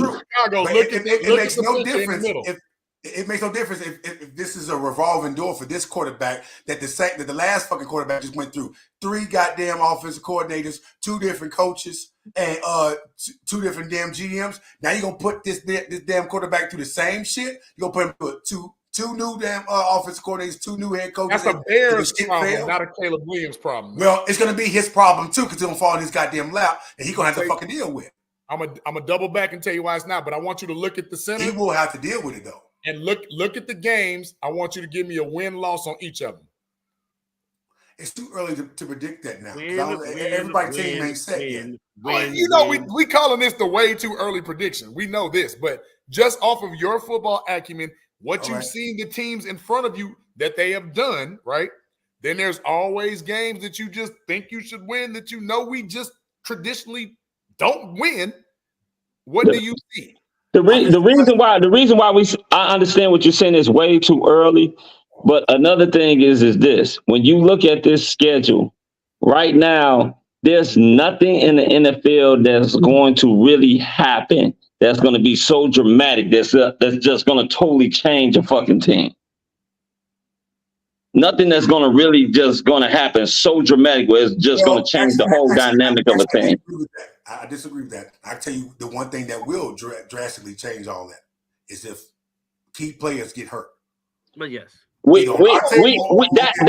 a given. That's what injury. We just talking about right now. We talking about injuries aside. We talking about teams. Everybody's healthy. Injuries aside. You tripping? No, I mean that's what we're hoping for right now. Is we're hoping that Matt Eberflus is able to come up. We're hoping that his system over the past 2 years has developed well enough defensively to the point where if key players go down, we're able to plug and play guys. Not only that, he better fucking learn how to adjust and readjust. And he better not start off the way he fucking did last year. Because if he do, he got to fucking go. And that would be on pole. I think he's going to go. If we don't think about he's going anyway. Interviewing nobody else. That's a problem for me. Okay, and we'll address that. But let me get your. He's saying right now, fuck all the injuries. He's just saying right now, looking at this schedule, no injuries, all that bullshit. Just looking at the schedule. Okay. What is the win-loss? The first 4 weeks, I'm looking at us going 2-2. That's what I had. That's what I had. Who we losing to? We're losing to possibly the Texans and the Rams. Remember, the Rams don't have Aaron Donald. They're completely different. They don't, but they still have. Matthew Stafford knows how to beat us. They still got Cooper. They still got Stafford. I got the Rams winning too. I'm just, people forget that Aaron Donald did retire, and that changes their whole identity. We didn't forget that at all. No, we forget that. But listen, he was a very key piece. But he wasn't. And they have Sean McVay. Yeah, McVay's still a damn great play caller. The second week, obviously not counting bye week, I can see us winning all 3 of those games.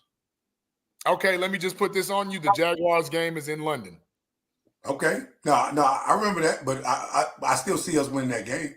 Okay. It's also on Yom Kippur. Thanks a lot, NFL schedule. I'm gonna tell you this fucking much. Now that we get into the weeds and shit, we finally seen some goddamn division games. We better fucking win week 11. I'm gonna tell you something quick funny story.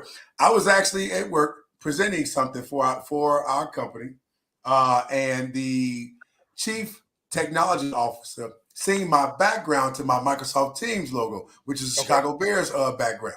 So as I'm presenting, he's looking at me and he's like pointing to my logo. I'm like, okay, you see the Bears. So he didn't have anything in his background. He just all of a sudden changed his shit to Walker chasing out Jordan Love. He's a Green Bay Packer fan. And he told me after the meeting was over, he was like, hey, man, how'd you become a Bears fan of all things? I was like, first off. Of all things? Yeah. I ain't like the disrespect. I was like, first off, let me ask you this question. How are you a Packers fan? That's the real question. You know what he told me? He went to Southern Miss with Brett Favre. And obviously he was good friends with him, so he just followed him throughout his career and became a Packer fan that way. I said, I'm from Chicago, sir. Yeah. Okay. I told him I'm from Chicago. You can't mention Chicago without mentioning my goddamn name. Let me tell it. So I'm Chicago everything. So come week 11, this whole ownership shit, that shit expires. And we come in the wreck shit. So I told him, get ready. He said, he's going to be looking for me come week 11. I told him, so he sent me a picture of Jordan Love walking on the stadium in Chicago with a fucking baby bear with a dog leash on him. And saying, well, I see you week 11. So I sent his ass back a damn flag, the bear down flag in fucking Lambeau Field. And I said, until then, you better fuck. Well, I ain't say better fuck down, but I'm like, you better down, sir. I'm gonna be looking for you week 11. Now, getting back to week 11, we better not fucking lose that game. We're not losing to New England. We're not losing to Minnesota. That San Francisco game is gonna be tough. Depending on what Brandon Ayuk does, and if they move on from him, that's gonna be a big component into the offense. I heard they're in talks. Even if he doesn't, he's going to play the year out. San Francisco's going to boat race us. I don't know about that. No, this won't be the last couple of times we played. Mind you, we beat their ass in Chicago. Yeah, we beat them last time. With a team, but it was raining. We got a better team now. So if we lose that game, it'll be close. They got a better team now. They lost more than they gained now. We lost to Trey Lance in the rain. I mean, we beat them. We beat them. Yeah, I meant to say we beat Trey Lance in the rain. Right. But I'm saying though, but they lost more players since then, and we've gained more. So that's gonna be a close game. We may have lost to Trey Lance in the rain, but who the fuck was our wide receivers? We won that game. Who the fuck was our line? Me and you. Who the fuck was our defense? We won that game. We won that game. Now listen, we're beating the Lions both times. Fuck the bullshit. What? We beat the Lions both times. Remember, we kind of have their number. Yeah, we do. I mean, I can't even get mad about that. Crack? No. I only smoked crack that one time. JB, we beat their ass both times last year. To be honest with you, we fucked our damn selves up the first time. And you know why? Because our coach is an idiot and the win-loss record is what it is. I don't see nothing but them getting better. They got the 2 top DBs in the draft. Hey, look here, man. And they got to go against 2 of the best fucking receivers in the league right now. I'm telling you, Jared Goff has a mental block. Good luck, goddammit. Good luck. Hey, keep going. You said 2 and 2. Then you said win it all 3, so that's 5 and 2, right? We're beating Minnesota both times. You said, I'm just going bar by bar.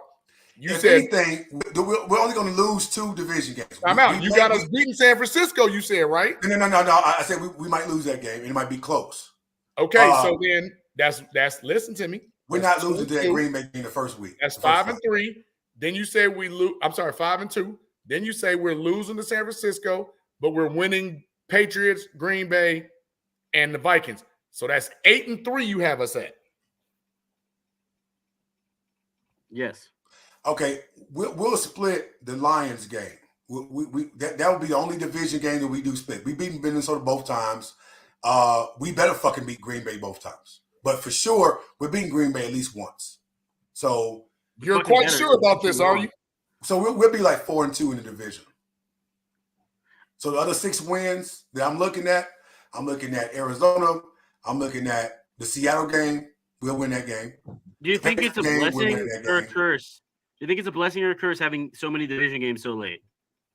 I don't like the way they did this shit. Who in the fuck made this damn schedule the way they did? This is ridiculous, man. Why would you wait until week 11 to have a division game? That is so damn stupid. I actually kind of like it because Pittsburgh got the same thing. I don't like none of this. This is dumb. I like it because by the time we're playing our division, like that should be when the team is at its best, just in terms of like how cohesive they are as a unit. Offense. Oh, damn all that. Sometimes you need to catch a team slacking early. Shoot. That's true too. That's fair. That's what I'm saying. So again, me counting 4 wins in the division, and then the other 6 wins I'm counting outside of the damn division. So you got us 10 and 7. Yes. 10 and 7 and making the playoffs. That's what the fuck better happen. And the only game you teetering on is not really the San Francisco. It's one of the Lions games, but you are definitely giving us 1-1 against Green Bay, no matter what. Absolutely. I'm giving us 1 game against Green Bay.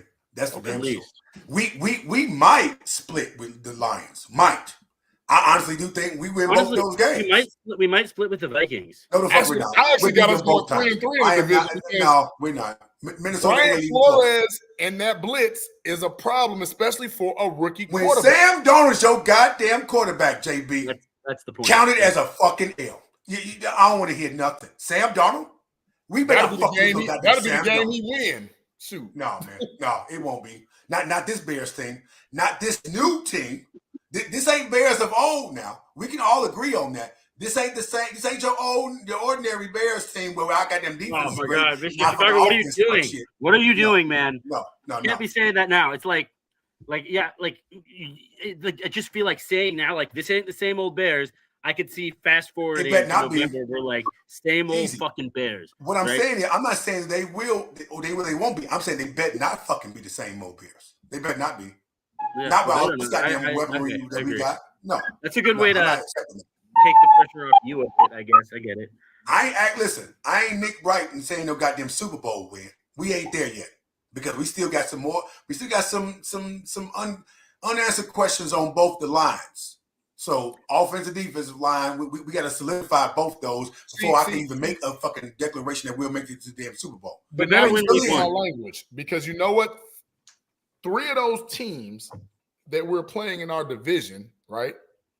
What do they have that gives us problems? Good pass rushes.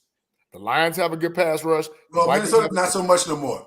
Daniel Hunter's in Houston now. Yeah, they lost one key player. He's the main one. But their team as a whole, with the way that Flores does his exotic blitzes, is still a problem. But you have to have the right personnel to even design those exotic blitzes up too, though. And I'm not saying but I'm just saying doesn't he do a lot of is a rookie quarterback. You show one thing, you move into another thing, he could get razzled. JB, but the thing that you also got to remember, JB, is that rookie quarterback now has 3 fucking beasts on the outside, including a good ass tight end and a pass catcher running back. So it's not like but you know what he don't have? He don't have a dominant center and he don't have a dominant left tackle, and that scares. You don't have to have a dominant. All you got to have is someone competent. You don't have to have because you're not going to have a dominant. You're not going to have a dominant center, a dominant right guard, a dominant left guard, a dominant right tackle, and a dominant left tackle. You're not going to have that. All you just need is people that are competent, that know how to sit up there and block and do their job. I'm just saying. Keenan Allen, when he played the Vikings last year, when he played the Vikings last year, when Keenan Allen played the Bullets.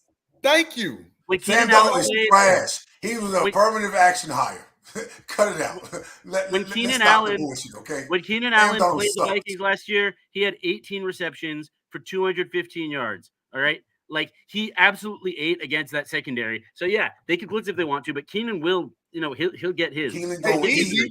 Easy. That's with Justin Herbert throwing him the ball. And then you don't have your dumbass offensive coordinator back there calling fucking screens every goddamn play. That's why we better fucking win these damn games, because Shane Waldron is an actual offensive coordinator, not some dumbass who was just handing Aaron Rodgers ass his goddamn water bottle and his goddamn towel laughing at his corny ass jokes. He ain't no goddamn offensive coordinator. How the fuck he still get a goddamn job in the damn league? He knows nothing about offensively coordinating shit. I agree with you, but like I said, when we talk about putting the cart before the horse, this is, again, way too early predictions, but I've seen good teams on paper that look like they shouldn't lose a game, and all of a sudden they look real middle of the roadish. And all I'm saying is, I'm not saying we will go to the 7. I'm saying we better go to the 7. It's a very big difference. Listen, there's 3 components of this that make me have pause. I got the Bears winning 8 or 9 games. I don't have them going to the playoffs. I'm sorry. We won 7 games last year. You gonna tell me we only win 1 more fucking game with this team? Oh no, somebody got to get fired then. No, I'm agreeing with you. But the reason I say that is until you show me, because I know what you have at left tackle, and I know the reason why he got the grade he did was because Justin was doing some magician type stuff. I know what we have at center, of which I try to tell everybody. He ain't a real center. He just played center. I'm concerned about that because the last time we had a guy that played center, he played center. I don't like all that switching position. Nolan Cruz trying to sell us like he was a boy and he's what? Exactly. We need a bona fide person at that position. Not to mention, we have a rookie that still needs to learn the game. That doesn't, to me, all them components, but what I just told you, what's really going on, that doesn't give me 12-5 or some people talking about 14-3. That doesn't give me that. I understand, but also they rookies. The thing that you can't do either is that you can't sit up there and just take the negative and be like, okay, I'm just going to take the negative and that's it. Because I'm not going to just sit up there and take the negative and not include the positive. I'm not going to sit up there and be like, oh, okay, I got one of the best pass catchers in the fucking NFL. Oh, I got one of the best fucking goddamn rookie wide receivers in the NFL. Oh, I just got one of the best versatile running backs in the NFL. Oh, I got 2 stud fucking tight ends. Also, this line is going to be better than what it was last year. And not only that, I got a better fucking OC that actually knows how to call fucking plays, opposed to a guy that I had last year who couldn't fucking call plays to save his fucking ass. He had no fucking rhythm at all last year. None whatsoever. He did not have a job in the NFL. I agree. You forgot to mention we have one of the best fucking receiving tandems in the NFL right now. Yeah, we have 2. Yeah, it's Right not now. just Doomsday. We got DJ we have 2, and Keenan 2 are number 1 receivers. 2 of the best fucking receivers in the NFL. Right now. That's before a fucking game is played this year. They're 2 of the best. I'm not disputing any of that. That is an upside. But that upside don't make us win 5 or 6 more games because guess what? But nobody's saying that it's going to make us win 5 or 6 more. Nobody's talking about us winning 13 games. You're not saying that, but there are a lot of people that are. I listen to it every day. Here's my thing, because they've been drinking too much goddamn Clorox bleach out there. I'm gonna go out and say it. Caleb, damn the red girl looking outfits and the purple tutus and glitter and paint and all that. Get your butt in that playbook. Make your mistakes now, but be prepared for a journey because it ain't gonna be as easy as it was at USC. And even when you thought it was easy the second year, it wasn't that easy. Well, you know one thing that I will say. One thing that I will say, and I do like what this coaching staff is actually doing. Matt Eberflus sit up there and he said he's going against nothing but the ones. He's not having them going against the scout defense. He's not having them going against the twos. He said every time that son of a bitch is out there and he is playing, his first team offense is going against his first team defense. He don't want him because he wants him to get a taste of what he's going to see every fucking week. And that's what I love. I don't want to see him go against no scout team. I don't want to see him go against no twos. Have his ass go against that one. And as he said on Remember the Titans, as my man said, you blitz his ass. We will be perfect in every aspect of the game. You drop a pass, you run a mile. You miss a blocking assignment, you run a mile. You fumble the football, and I will break my foot off in your John Brown hind parts. Well, that wasn't the part I was talking about, but I was talking about the part when he said, you blitz his ass all night. Yep. Make sure he and that's what you do. I think that's good. That's the thing. With Caleb, listen, JB, you brought up them 2 corners that Detroit got. They rookies. What the fuck them rookies gonna do against veteran Keenan Allen and DJ Moore? They get their ass chewed up out there on that damn field. They rookies, out here. They not your average rookies. They not. They good, but they ain't Keenan Allen, DJ Moore. I can guard them. I mean, see, Caleb still got to get him the ball. But this the thing though, JB. I mean, see, JB. I see what you're saying when you're saying that they're not your average rookies, but this ain't your average rookie either. This ain't your average rookie at quarterback. So you can't say one for the other, but not say that because this guy's generational. From what they saying, this ain't your average rookie. Hey, that secondary getting cooked, Joe. Straight up. You all remember? I'm just being honest. Do y'all remember what Peyton Manning looked like his rookie year? I remember what CJ Stroud looked his rookie year. That's the fuck you see. Listen, no. This is why I don't like the comparison. He's the outlier. He's not the rule.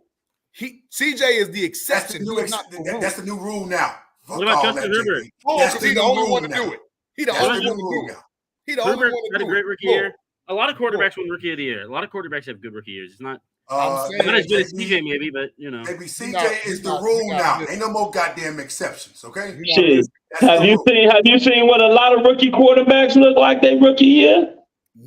They don't look bad. I'm not saying that, but I'm saying like Caleb Williams, I would expect him to be somewhere in the middle. And CJ Stroud had a good season. He had a really good season. Great season. Jordan Love had a better season. But this is the thing. He's been in the league. You for 3 don't, years. but the thing about the Bears is that they got so much, they gone and gotten so much better as far as playmakers and guys. You don't need Caleb to be the savior. You don't need him to go out there and throw 300 yards. Now listen, to that point, I'm glad Val brought it up because here's my thing. Had we not invested as much as we did in this offense, I would be concerned like a motherfucker about Caleb and his development as a quarterback and a future franchise quarterback for us, because now we would be relying on him to do some of the same shit we asked Justin to do for us with less weapons. He got more weapons now to do more weapons should equal more success. That's a lot of pressure to put on a rookie. Listen, but I'm asking his ass to rely on the veterans. I ain't asking him to do what Justin did. I'm asking, hey, Keenan, right there. Give him the fucking ball and let him listen. You got to listen. If Caleb Williams, and I'm just talking about local media now, fellas, follow me on this. If Caleb Williams is clearly hearing 4,030, 4,030, 4,030, and all he's trying to do is go out and play hero ball instead of, hell, let DeAndre Swift run for 1,500 yards for once in his life and stay healthy. Let him run the goddamn ball for a change. Keenan Allen, I'm not worried about. Because he's air that bitch out. We need yards. Okay, see, and that's where I say you have to air it out because why? Because you have the weapons to actually do it, right? That's where you actually have the weapons. But my point is this: if he's got the weapons, but he hasn't learned the game yet, now you are looking at Peyton Manning. Well, who's to say he ain't learned the game yet? I mean, listen, again, all the reports that's being reported about him developing. Some people say he's right on time with his development. Roma Dunze is right on time with his development too. So he's not only coming in developing well and right on schedule, but one of his weapons who he got drafted with is coming in right on schedule as well. Don't make me call you your government name in a minute, because how many times have we heard that Mitch Trubisky was right on time and Devin Hester was See, listen, this is what you do. This is what you do, JB. You really be getting in my damn nerves by doing it. You always bring up the miserable shit that we got to sit up here and relive and rehash. Goddamn Mitch damn Trubisky should never fucking been here. He should never even been goddamn NFL. Let me fucking tell you. You can't forget where we came from, and I'm not trying to say revisionist history is the future or the present for right now. That's the measuring stick. Thank you. It's the measuring stick, and I'm gonna stay right in the middle until I see it too. Well, I put it to you like this. I put it to you like this, JB. Neither one of those cornerbacks that Detroit got, none of them motherfuckers was good as Jeff Okudah any day of the fucking week. And they let Jeff go. You right there. Well, Jeff had an injury. And either one of them, none of them was good as Jeff Okudah when he was at Ohio State. Jeff was cold. I agree with that. Jeff was cold. So it's a crapshoot either way you look at it when it comes down to draft picks. Because Jeff was cold. Jeff. Matter of fact, Jeff was their number one pick, wasn't it? He was their number one pick. He was if I'm not mistaken, I believe he was like a top 10 to a top 5 cornerback taken in the NFL draft. Yeah. Number 3 overall pick that year. Number 3 overall pick. Yep. Easy. And he was cold. But he was cold. Yeah. Them corners are nice though. I like the corners they got, but they not finna sit up here and put clamps on Keenan and DJ. It ain't fucking happening. I wasn't saying. See, you're not listening. We had the best secondary in our division. I said they were very, very good, better than the average rookie. But also, Detroit has a pass rush coming through a rookie quarterback. But three things that we have the best in our division: we have the best receiving core. We have the best linebackers, and we have the best secondary in the fucking division. We have the best tight ends. We have the best tight ends. Best tight end too. Yes. Now, best tight ends. Well, best tight end. What? Bro, what are you talking about, man? There's three really good, like as a core between Kmet and Everett and Mercedes Lewis. Like his blocking, what he brings is like an extra lineman. Laporta and Rudolph are better than all 3 of them motherfuckers combined, man. Now you got me cussing. Laporta and who? Laporta is better. Rudolph. Laporta's better, but like not Kyle Rudolph. I didn't mean to say Kyle Rudolph. I meant to say Hawkinson. TJ. Well, TJ yeah, Hawkinson. those are individuals, though. I'm talking. Yeah, they're individuals. He talking about he fit as a unit. And listen, as JB, individuals, listen to me. they Justin are both Jefferson better is the than best RG. damn receiver in our division. No, they're not. Minnesota ain't the damn best receiving core. Nah. What I'm Nah, saying. they not as a unit. Not as a unit. No. That's what I'm saying. As a unit, we have the best receiver. As a unit, if you go as a unit, Laporta is good. He's better individually, yes, but as a unit, no. Yeah, as a unit, all three of them ain't gonna be on the field, but what? Maybe No, they play a lot of you know the best. You know Shane Waldron plays a lot of 12 personnel, so he should have fucked us. You know what that means, right? If they play a lot of 3 tight end, that means Rome or Keenan or DJ, one of them 3 is going to be off the field. it's probably going to be wrong. That's okay. Shit, you still got and shit. I will take Keenan Allen and DJ Moore. It's already done. It's 2 because when you run a 3 tight end set, 2 receivers come off the field, right? But you have to. No, they're not gonna run no damn 3 tight ends at the same time. You have 2 tight ends and 2 tight end sets and 2 JB, 1965 called. They want their formation back. Time out. Sorry. If you go back and watch Waldron and what he did with Geno in Seattle, I didn't say it was all the time, but he did run a lot of 3, especially in the red zone. He ain't running that shit. He ain't running that shit here. And you know damn well he ain't running that shit here. I'm just telling you about 3 receivers. I'm telling you what he ain't gonna do. Tyler Lockett and DK Metcalf on the field quite often. But you know what? Hey, Minnesota got a hell of a core now. Wait, let's not act like they don't. Jordan Addison is good. But well, check this out. As my man Samuel L. Jackson said in Great White Height, I love it. And I love you. So now we're going to get into some shout outs, baby. This shit over with. Go ahead, easy. Humpty Dumpty, 2% milk. How the fuck you change your shit to 2% milk? Where did that come Someone, I don't remember how it happened, but that was another one of the nicknames I've earned since being with the network. Where do you get this from? Like, I don't remember. I have to go back and check the archives, and I don't want to do that. So Ace, if you're watching, I'm just trying to find out the relevance because, like, I like 2% milk my damn self. Like, I drink almond milk. Almond milk is I don't drink real. Goddamn cow milk. What's wrong with you? That's not healthy for you. They've been lying to you all. The FDA been lying to your asses for years now. You know or that. Maybe they've been lying to you because the cow and the pig ain't never did nothing to me. All right, shout outs. All I know is I'm just gonna enjoy how strong my bones are from all the milk that I've been drinking my entire life. I don't break no bones. I got the best bones in the Southwest. Nah. Shout out to you guys. Always fun chopping it up. Chopping. Just chop, not chomp. Chop. Yeah. Shout out to Cricket Commish working behind the scenes. Always doing his good job. Shout out to Boston Celtics looking really good in the NBA Finals. Shout out to the Florida Panthers looking really good in the Stanley Cup Finals. I also shout out my grandpa. He's a big Celtics fan, so I want to see the Celtics get this one just for him. You know, I'm not a Celtics fan, but I am a grandpa fan. So, and yeah, that's my shout out. Shout out to my family. Shout out to everyone in the chat. I won't go on and on. Not this time. Mr. Chicago. All right, man. As usual, man. Shout out to you fellas, man, on the show. Doing your thing, man. It's always a pleasure to chop it up with y'all and actually talk sports all around, not just Bears, but Bulls, White Sox, Blackhawks, the whole 9. Talking Chicago sports, Chicago all day, every day. Shout out to the city. I think we are moving in the right direction, at least from 2 sports team standpoints.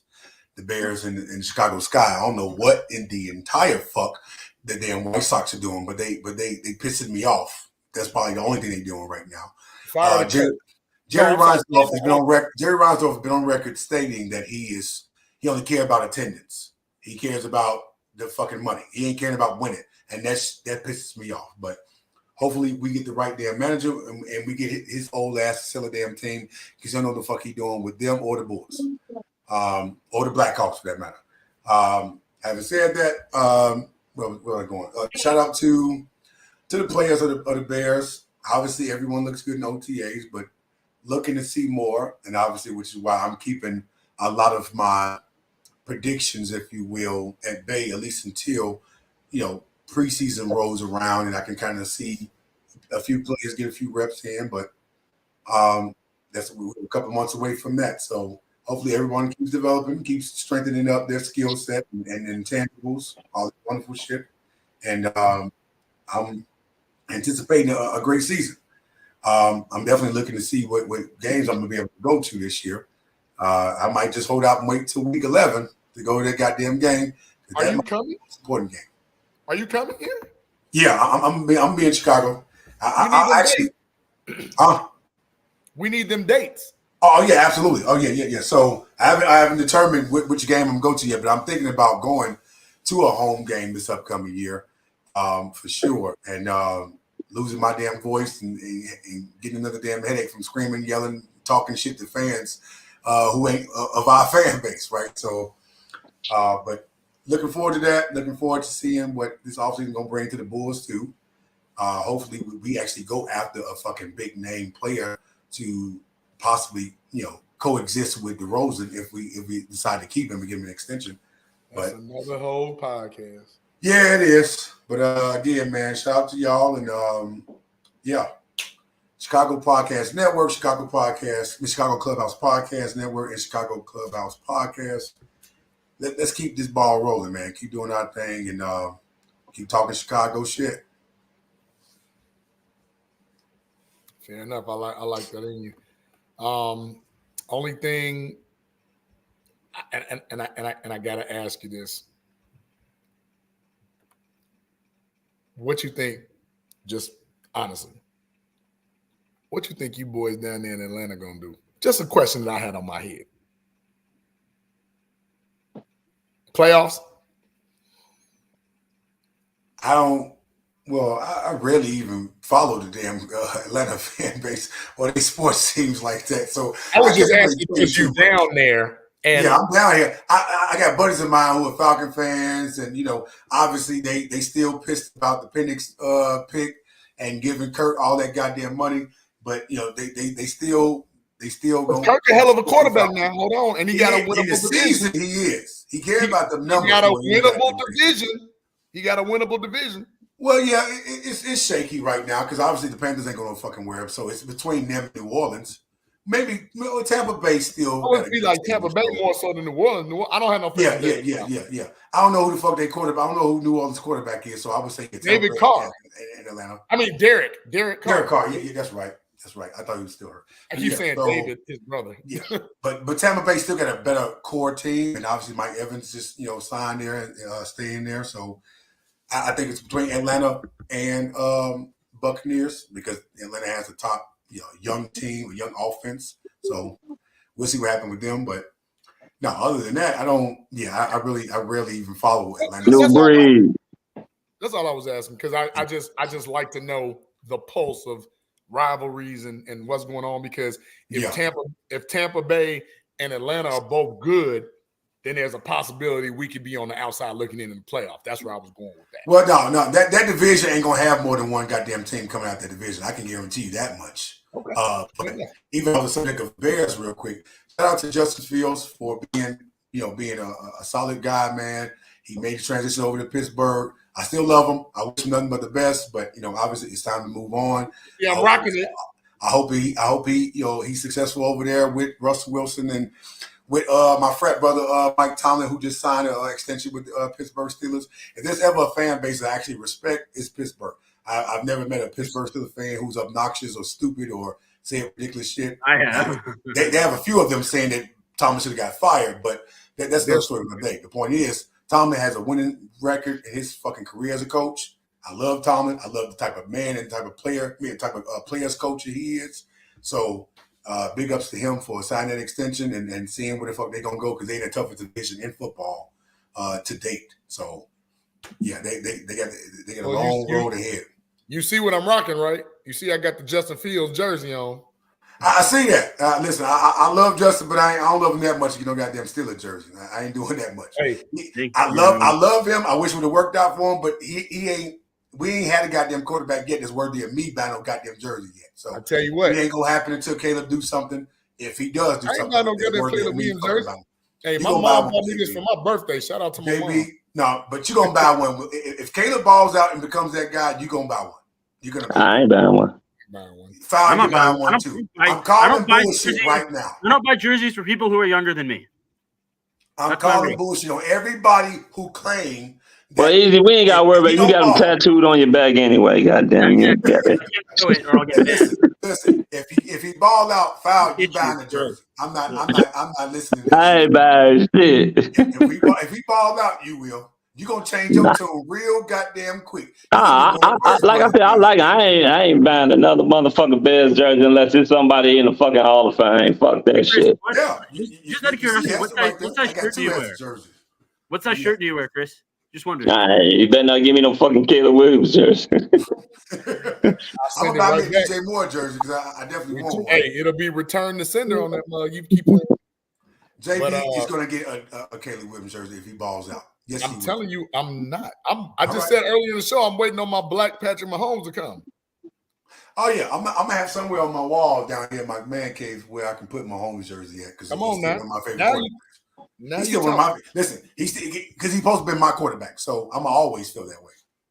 I got a retro Brian Dawkins, but I can't find it. But regardless of that, it's Chicago against the world, man.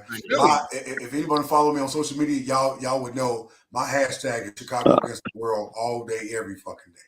Shout out to the New Breed 313 Sports. That's what's up. Oh yeah, JB, hit up your go ahead with your shout out. Hey, first and foremost, shout out to our producer for the evening, Crooked Commish. Oh yeah. Man, he been doing his thing, man. He didn't got them joints on. He on it now. He ready to go. Just personal shout out to two family members all the way out in Cali. My cousin Michael Harris, my cousin Douglas Harris. Hey, love y'all. Thanks. They was definitely in tune. Thank you to Jeanette Johnson. She was chiming in early and often. Thank you to AC Adam. Talking about Angel. Always. And yeah, Jeanette was on Angel heavy, wasn't she? She was like, I like this conversation. You talking about my little devil. Shout out to Frank O'Dowd and wonder who that is. I don't know. He didn't show up, but it is what it is. Always shout out to you guys because obviously when we come on the show, I look forward to Tuesdays to talk to my brothers. Mr. Chicago, you not on all the time. I always enjoy going back and forth and having good banter, even when we agree or disagree, which we rarely do. Love it. I'm just gonna have to call you one day. We're gonna have to chop it up. Definitely, man. Easy, always good to see you. You give us that new young pop. I love young energy. The young energy. Like Kyle said, shout out to the New Breed 313 Sports. Got to get in tune with you guys. Would love to definitely see what you guys got going on. We will definitely promote you and vice versa. Maybe get some of you guys on and talk about what's going on. Always love to fellowship with other podcasts and just improving in this game, right? Shout out to my brother from another, Bullets, always coming with that Laker love, of which, I got Laker love too. But, we going to have that. Hey, we're going to have that special show when there's nothing going on with the Bears or with the Bears or the White Sox or whatever, nothing going on in the summer. That one Tuesday that's just dead meat. We're going to have this Mike LeBron thing once and final. And we're going to have listen, you better have me on that damn show. Oh, you already I got stats to put up that ain't got nothing to do with rings. Hey, I'm telling you now, we're going to have it because Bullets is going to learn today. He going to learn.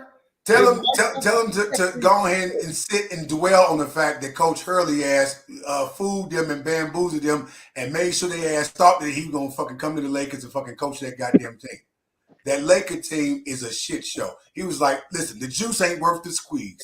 Hey, Stephen A. Smith said it this morning. He said, it's coaches that have said LeBron don't want to be coached and don't nobody want to do that. Yes. No, there you go. Nobody wants that. Ain't nobody dealing with his controlling, possessive ass. Want every damn thing to be done his way. Ain't nobody doing that shit. Wham. Hey, why the hell we talking about the Lakers, man? Let's end these damn shout outs. Fuck the Lakers. I was talking about the show that we're gonna have specifically for Bullets. and everything. You know, I didn't realize it was the Chicago Lakers. It sure the fuck ain't. It's definitely not. We don't do that up in here. It's definitely not. But and then anybody else that you know, a lot of family on the night, and I really appreciate that, y'all. Really appreciate it from the heart. Much love. Feels too, goddamn it. Oh, you done? Yes, we agreed. And that's, see what I'm saying? Darvin Ham and Doc Rivers was like, nah, man, I got you. Come on. Yep. Like, LBJ is a joke. Go ahead, File, my bad. Okay. First of all, no, and shout out to the podcast mom. I almost committed a sin. Because we only got one person watching. Yes, sir. Andrew. Damn it, my bad, mom. And sorry, JB Mom, for making him curse because he got real upset at my take about it. Like, you made me cuss on this damn show. I was like, oh, JB cussing now. Okay. I'm glad I can bring that out of you. First of all, I want to send a shout out to you fellas, Mr. Chicago, JB, Easy, 2% Milk, Humpty Dumpty, whatever the fuck else he called himself. The Caleb Williams tramp stamper himself, to the producer in the back, the Crooked Commish, to our boy Frank the Tank that couldn't be on tonight, to T Nick, who knows where the fuck he at, as usual. Who else am I missing? Damn, yeah. Once again, remember to like and subscribe on YouTube to the Chicago Clubhouse Podcast. You can catch us on Tuesdays at 8 o'clock Central Time, 9 o'clock Eastern Time, and all the motherfucking times, you know what I'm saying? And Pacific and Mountain and all that other shit. Okay. Also, remember the Chicago Clubhouse Network. We got on Wednesdays, She Said What She Said. You got Plunk. You got Easy Does It.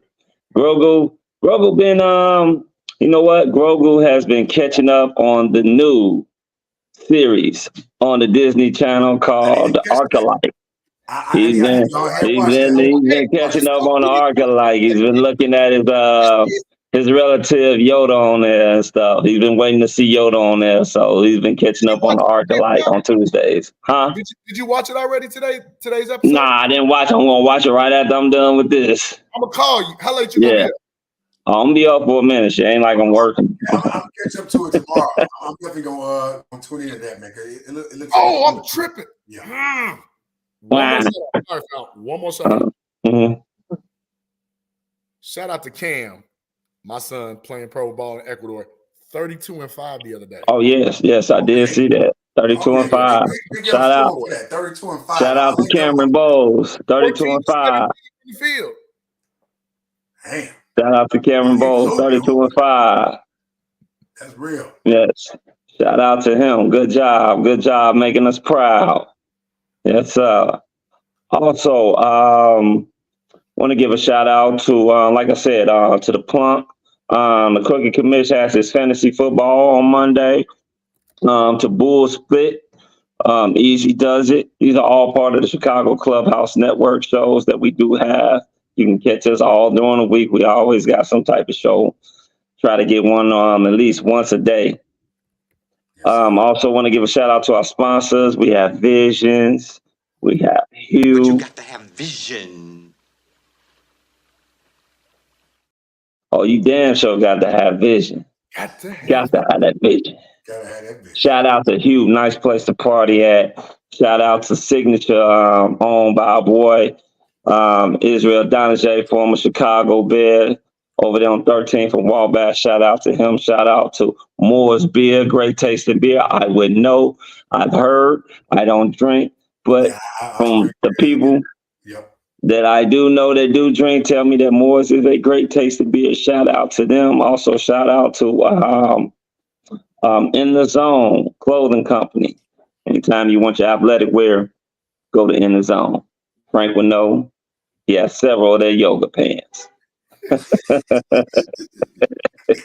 That he wears faithfully around the house. As long as he don't leave the house with the motherfuckers. Yeah, as long as he don't leave the motherfuckers around. Y'all telling me he got yoga pants, man. We got a separate conversation. Oh, he said he wears them to Jewels. Oh no, man. Yeah. We can't have our boy out here like that. No, man. Also, want to give a shout out to the Chicago Bears, the Chicago Bulls, the Chicago White Sox, the Chicago Sky, and the Chicago Cubs. No Blackhawks? And Blackhawks. And the Blackhawks. Yeah. Hell, the Fire? Fire too. Yeah, the Fire too. Shit. Somebody need to light a fire on the rising though fast. Oh, terrible fucking own. Jerry Reinsdorf need to fucking sell the teams. All of them. Sell all the teams. Yeah. And want to give a shout out to the kiddies. They out for the summer. That means I got to deal with their ass. Fuck. You ain't the only one, brother. Yeah, listen, I just came back from Charlotte, North Carolina. Went to the Great Wolf Indoor Water Park with my kids. Oh, dope. Boy, they wore me out, man. They turned. How many you got, Chicago? I got two. I got a son and a daughter. Nice. Okay, little ones? Yeah, they little ones. My daughter is the oldest. She's 6. My son about to be 3 in a couple of weeks. So, yeah, they turned up on me, man. They wore me the hell out. I like New Breed. We're gonna have to get New Breed on. New Breed next week or the week after. We gonna definitely get man. you on. Definitely. I rock with them already. Absolutely. Yeah. Absolutely. I'm gonna check them out. Oh yeah, shout out to my boy Grogu. Like I said, he's been into his Arcalite. You can catch that. And our boy Grogu, who hasn't been on the last couple of weeks, on the Disney Plus app. Remember to catch him on The Mandalorian. All seasons 3, season 4 is coming out soon. He's also been around promoting, you know what I'm saying, trying to get that going or whatnot, and catching up on the Arcalite. So, Grogu, catch him on the Disney Plus app. Yeah. And I want to give a special shout out to my gorgeous and beautiful fiance who is carrying my baby boy, my legacy, my namesake. So I want to give a shout out to her who's probably looking at me right now because I have to go and get one of our kitties from the airport. So other than that, for JB, Mr. Chicago, I'm 5 Mile C, and for our producer in the back, the Crooked Commish, we like to say thank you for watching the Chicago Clubhouse Network, and we out. This has been a Chicago Clubhouse Network production. You got to decide whether you're a wolf or a sheep.